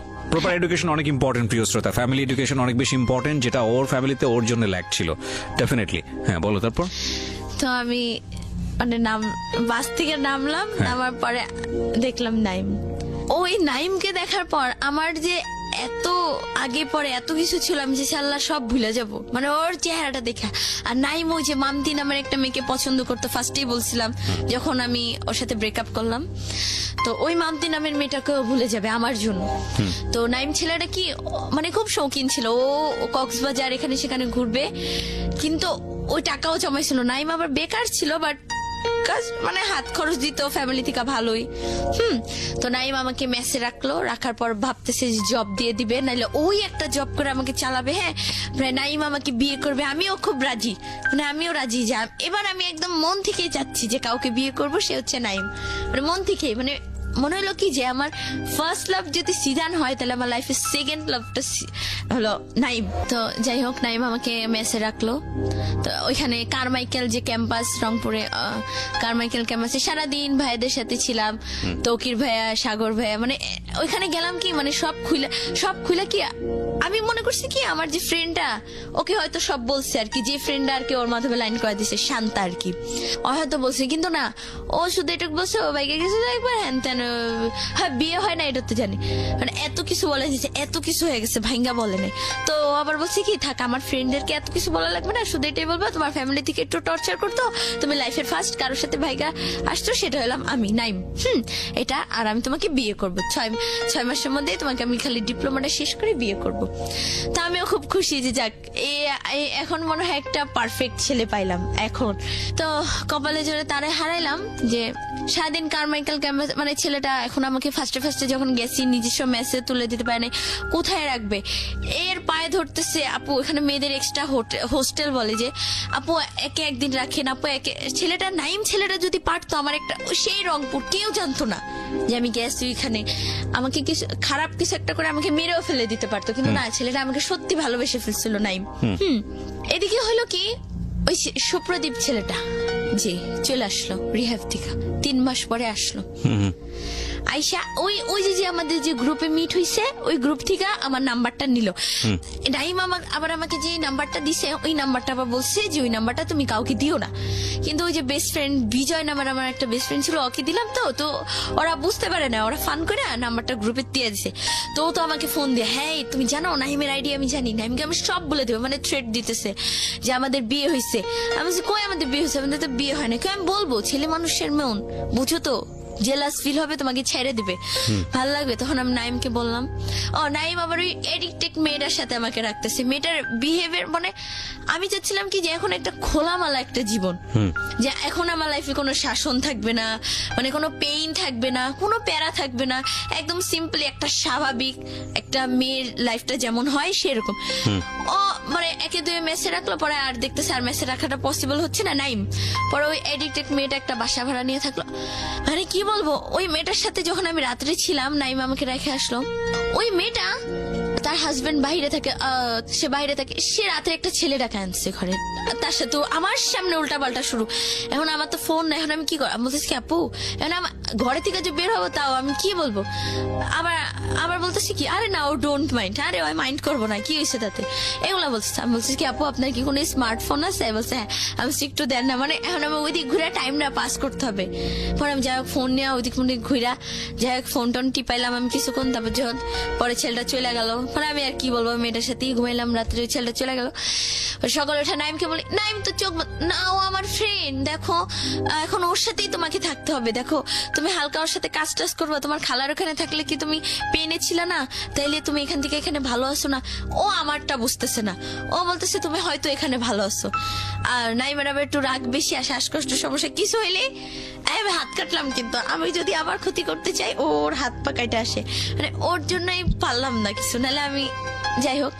পরে আমি মেয়েটার সাথে আমি কিছুতেই থাকবো না, আর সুপ্রদীপ আইসাও থ্রেট দিতেছে। পরে আমি নাইমকে বললাম কি নাইম এরকম এরকম সুপ্রদীপের সাথে আমার বিয়ে হয়েছে। বল কি? নাইম মানে তো স্টক করে একদম, কি? আমি বলছি হ্যাঁ সুপ্রদীপ বিয়ে হয়েছে, আমি চলে যাবো। বদনাম যে ওর সাথেই গেছিলাম, থাকবে ওর সাথেই চলে যাই। তো যাই হোক গেলাম, তো সুপ্রদীপ আমাকে নাইম টাকা দিল, আবার টাকা পয়সা দিয়া আমাকে বাসের টিকিট কেটে দিল যাওয়ার সময়। আমার দিকে একটু ফিরা তাকাইলেই কষ্ট লাগে, মানে ও কান্না করে, সাগর ভাই সবাইকে জয় ধরে কান্দাছি, ভাইয়া আমি চলে যাব। সবাই এখন তো সবার কাছে যে হাইড রাখছে ব্যাপারটা, যে বলা যাবে না ওর এত কাহিনী। তো সাগর ভাই বলছে এই তুই যাবি কেন, তুই না বাইকে আসছিস, নাইমকে বিয়ে করবি। আরে বিয়ে খাই না কতদিন রে, হ্যাঁ কত একটা মজা, কিরে তুই যাবি কেন? আমি বলছি সাগর ভাই আমার না যাইতে হবে, আমার ফ্যামিলির কথা মনে পড়ছে। মিনাজ ভাই জিজ্ঞেস করতেছে এই তুমি আর আনছো কেন, হ্যাঁ একটা মেয়ে আনছো, এখন তুমি পাঠাই দিতেছো নাইম রে, ভুল বলছে না, বলে থাক ভাই ও যাক। গেলাম ঢাকায় গেলাম, ও সুপ্রদীপ বলতেছে তুমি আমার কাছে আসে, আবার তুমি আমার কাছে চলে আসো, আমি তোমার সব খরচ দিব, আমি তোমাকে বিয়ে করব। গেলাম রংপুর থেকে ঢাকা আসতে অনেক টাইম লাগে, 8-9 ঘন্টা।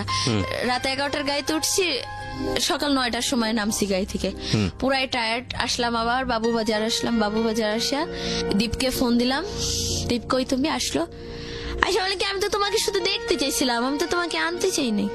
এটা একটা কথা, এটা একটা কথা দীপ। আচ্ছা হ্যাঁ কি, আমি তোমাকে শুধু আনতে চাইছি, মানে দেখতে চাই, আমি তোমাকে আনতে চাই নাই তো। ও নগদ পোল্টি, কি করব এখন? আমার তখন এমন কেউ নাই আমি তাকে ফোন দিয়ে বলবো ভাই আমাকে একটু আশ্রয় দেন কোথাও। হ্যাঁ আশ্রয় কেন দিবেন, আমি একটু যুবতী মেয়ে দিবে, কিন্তু ওই যে সুযোগে সৎ ব্যবহার করার জন্য সবাই। তো এই কথাগুলো ভাবি কার কাছে যাব। আবার নাইমকে আমি ফোন দিয়ে বললাম, নাইম বলে কি তুমি সোজা তুমি চলে আসো রংপুর।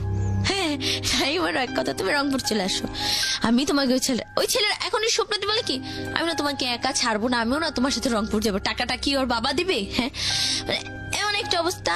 আবার নাইম এক্সট্রা আবার টাকা পাঠালো, 500 টাকা করে টিকিট, আবার এক্সট্রা টাকা পাঠালো, ও আসবে, ঠিক আছে আসুক।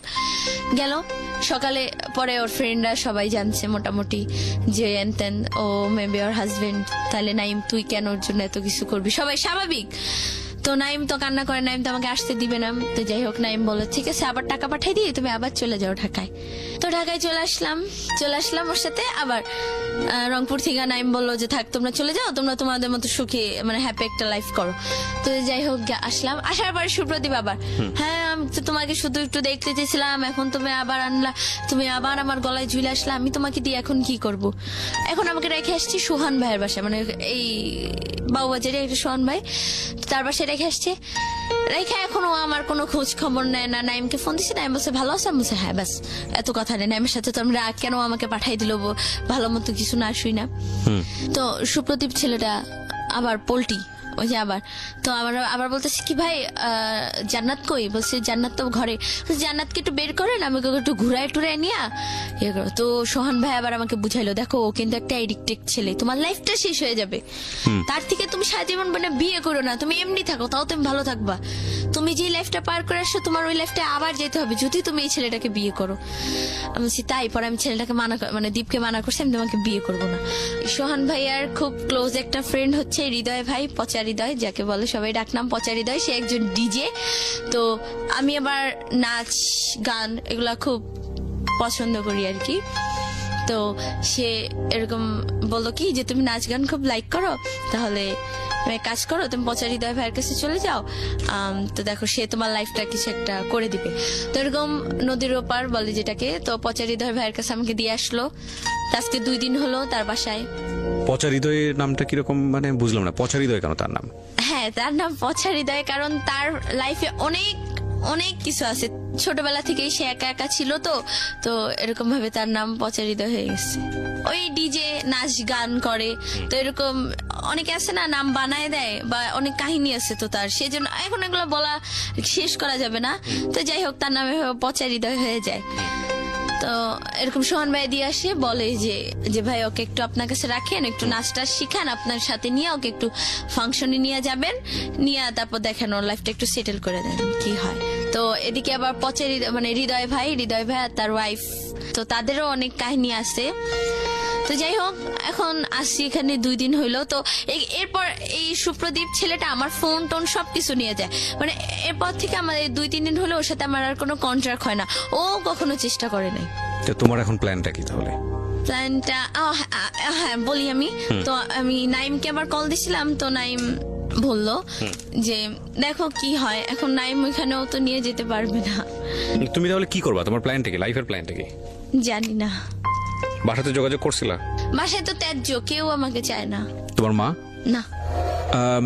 প্রিয় শ্রোতা, 16 বছরের জীবনের যে গল্পটা এখানে আপনারা শুনলেন, এই রকম গল্প সমাজে খুব বিরল না, এবং এই গল্পে আমাকে নতুন করে বলার কিছুই নেই যে ওর এই জীবনের পেছনে দায়ী আসলে কে। তবে এটা ঠিক যে ও যে পরিবেশে বড় হয়েছে সেই পরিবেশ অনেকখানি দায়ী, আর এই পরিবেশেও যে ছেলেমেয়েরা ভালো থাকে না বিষয়টা এরকম না। তবে এটা ঠিক যে আমি কয়েকটা প্রশ্ন আমি তোমাকে করতেই চাই। একটা হচ্ছে যে তুমি যে অবস্থার মধ্যে আজকে এসছো, যে তোমার কোনো ভবিষ্যৎ জানো না, 16 বছর বয়স তোমার, এবং আমরা তোমার ভবিষ্যৎ নিয়ে খুব আতঙ্কিত, চিন্তিত। বাংলাদেশের সামাজিক অবস্থায় একটা মেয়ে 16 বছর বয়সে কোথায় থাকবে, কি করবে না করবে, যার কোনো ঠিক ঠিকানা নাই, তার অবস্থান কোথায় হবে ভবিষ্যতে, সেটা ভালো কিছু আমাদের মনে করা, আমাদের জায়গাটা থেকে, আমাদের পারিপার্শ্বিকতা যা বলে, সেটা সেই অবস্থা আসলে আমাদের মন থেকে আসছে না। মানে আমি যেটা বলতে চাচ্ছি যে আমরা ভালো কিছু মনে করতে পারছি না। কিন্তু তোমার এই অবস্থার জন্য মূলত দায়ী দুজনই আমি মনে করি। একটা যেটা হচ্ছে যে ভুল তুমি বারবার করতে পারো না। ভুল একবার হতে পারে, 2বার হতে পারে, 3বারের বার ভুল আর ভুল থাকে না, সেটা অপরাধ হয়ে যায়। তুমি বহুবার ভুল করেছো, আমি যেটা মনে করি। তবে এই ভুলের মধ্যে তোমাকে ঠেলে দেওয়া হয়েছে, তোমার ফ্যামিলি তোমাকে ঠেলে দিয়েছে, এবং তোমার খালা খালু তোমার কথা যদি বিশ্বাস করে নেই, তারা যে অবস্থার মধ্যে তোমাকে রেখেছে সেটা তোমার জন্য কাঙ্ক্ষিত না, এবং সেটার জন্য তুমি ফ্যামিলির থেকে স্কেপ করাটা উচিত হয় নাই। কারণ তুমি মনে করেছো যে পরিবার থেকে বের হয়ে একটু সুখ খুঁজে নেই মানুষের মধ্যে। সেই সুখটা তো পরিবারের চেয়েও জঘন্যতম অবস্থা হচ্ছে চারপাশের পরিবেশ। কারণ সবাই এখানে ইন্টারেস্ট খুঁজবে, কেউ তোমার পয়সার কথা চিন্তা করবে, কেউ তোমার রূপের কথা চিন্তা করবে, কেউ তুমি নিজেই সেটা বুঝেছো, এবং বোঝার পরেও তোমার ঘর থেকে বের হওয়াটা ঠিক হয়নি। এটুকুই বলবো। তোমার খালা খালু যদি আজকের এই অনুষ্ঠানটা শুনে থাকে, তাহলে তাদেরকে অনুরোধ করতে পারি আমাদের লাখ লাখ শ্রোতাদের পক্ষ থেকে, যে না, তোমার প্রতি যেন অবিচার না করা হয়। কারণ তোমার বয়সে তুমি ভুল করতেই পারো, 16 বছর বয়স মাত্র তোমার, কিন্তু তাদের ভুল করাটা উচিত হয়নি। তোমাকে এই বয়সে ত্যায্য করাটা উচিত হয়নি, এবং ত্যায্য করার কোনো সিস্টেম আমি যত জানি বাংলাদেশের আইনে এটা নাই। ত্যায্য করার বিষয়টাই নাই বাংলাদেশের আইনে। সো তুমি যদি গিয়ে যদি এখন থানাতে পুলিশের কাছে যাও, নিয়ে যদি বলো যে আমি একটা সেফ কাস্টাডি চাই, কিংবা তুমি যদি বলো যে আমার যে পরিবারে আমি বড় হয়েছি, আমার প্রপার অধিকার আছে সেখানে করার, পুলিশ তোমার জন্য সে ব্যবস্থা নিতে পারে। এবং বাংলাদেশের এরকম অসংখ্য মানবাধিকার সংগঠন আছে যাদের কাছে গিয়ে তুমি তোমার সুন্দরভাবে বড় হয়ে ওঠার জন্য যে এই দাবিটুকু করার, সেটা তুমি করতে পারো। তবে আমি নিশ্চিত নই যে তারা তোমাকে আদৌ সেই সুন্দর ভবিষ্যৎ দিতে পারবে কি পারবে না। তবে তাওয়াক্কাল তু আলাল্লাহ, সবসময় পজিটিভ মনে করাটাই উচিত। নিশ্চয়ই যিনি তোমাকে দুনিয়াতে পাঠিয়েছেন, আমি ধর্মভীরু মানুষ হিসেবে তোমাকে এতটুকু বলতে পারি, তিনি তোমার রিজিক নির্ধারণ করেই পাঠিয়েছেন। তবে কোনো ভুল না করাটাই উচিত হবে এরপরে। তুমি যে অবস্থায় আছো না কেন, যার কাছে আছো না কেন, সে ভালো মানুষ হোক, তোমার প্রতি ভালো আচরণ করুক, সেটা আমি চাইবো। কিন্তু এটা ঠিক যে এর চেয়েও ভয়ানক কিছু হতে পারে তোমার জীবনে, তুমি সে রাস্তাতেই পা বাড়িয়েছো, এবং সে ভয়ানক কিছুটা যাতে না আসে সেজন্যই আজকের এই সিক্রেটসে তোমাকে আমি তুলে ধরলাম। আমি শুধু একটা কথাই বলি, যত অবস্থায় খারাপ হোক না কেন, যতই হোক না কেন, পরিবার একটা ছেলে মেয়ের বড় হওয়ার শেষ আশ্রয়স্থল। পরিবারের জায়গাটাকে ঘোলাটে করে কোনোভাবেই এমন কোনো সিদ্ধান্ত নেওয়া উচিত না যতক্ষণ না পর্যন্ত আপনি নিজের পায়ে দাঁড়াতে পারছেন, যতক্ষণ না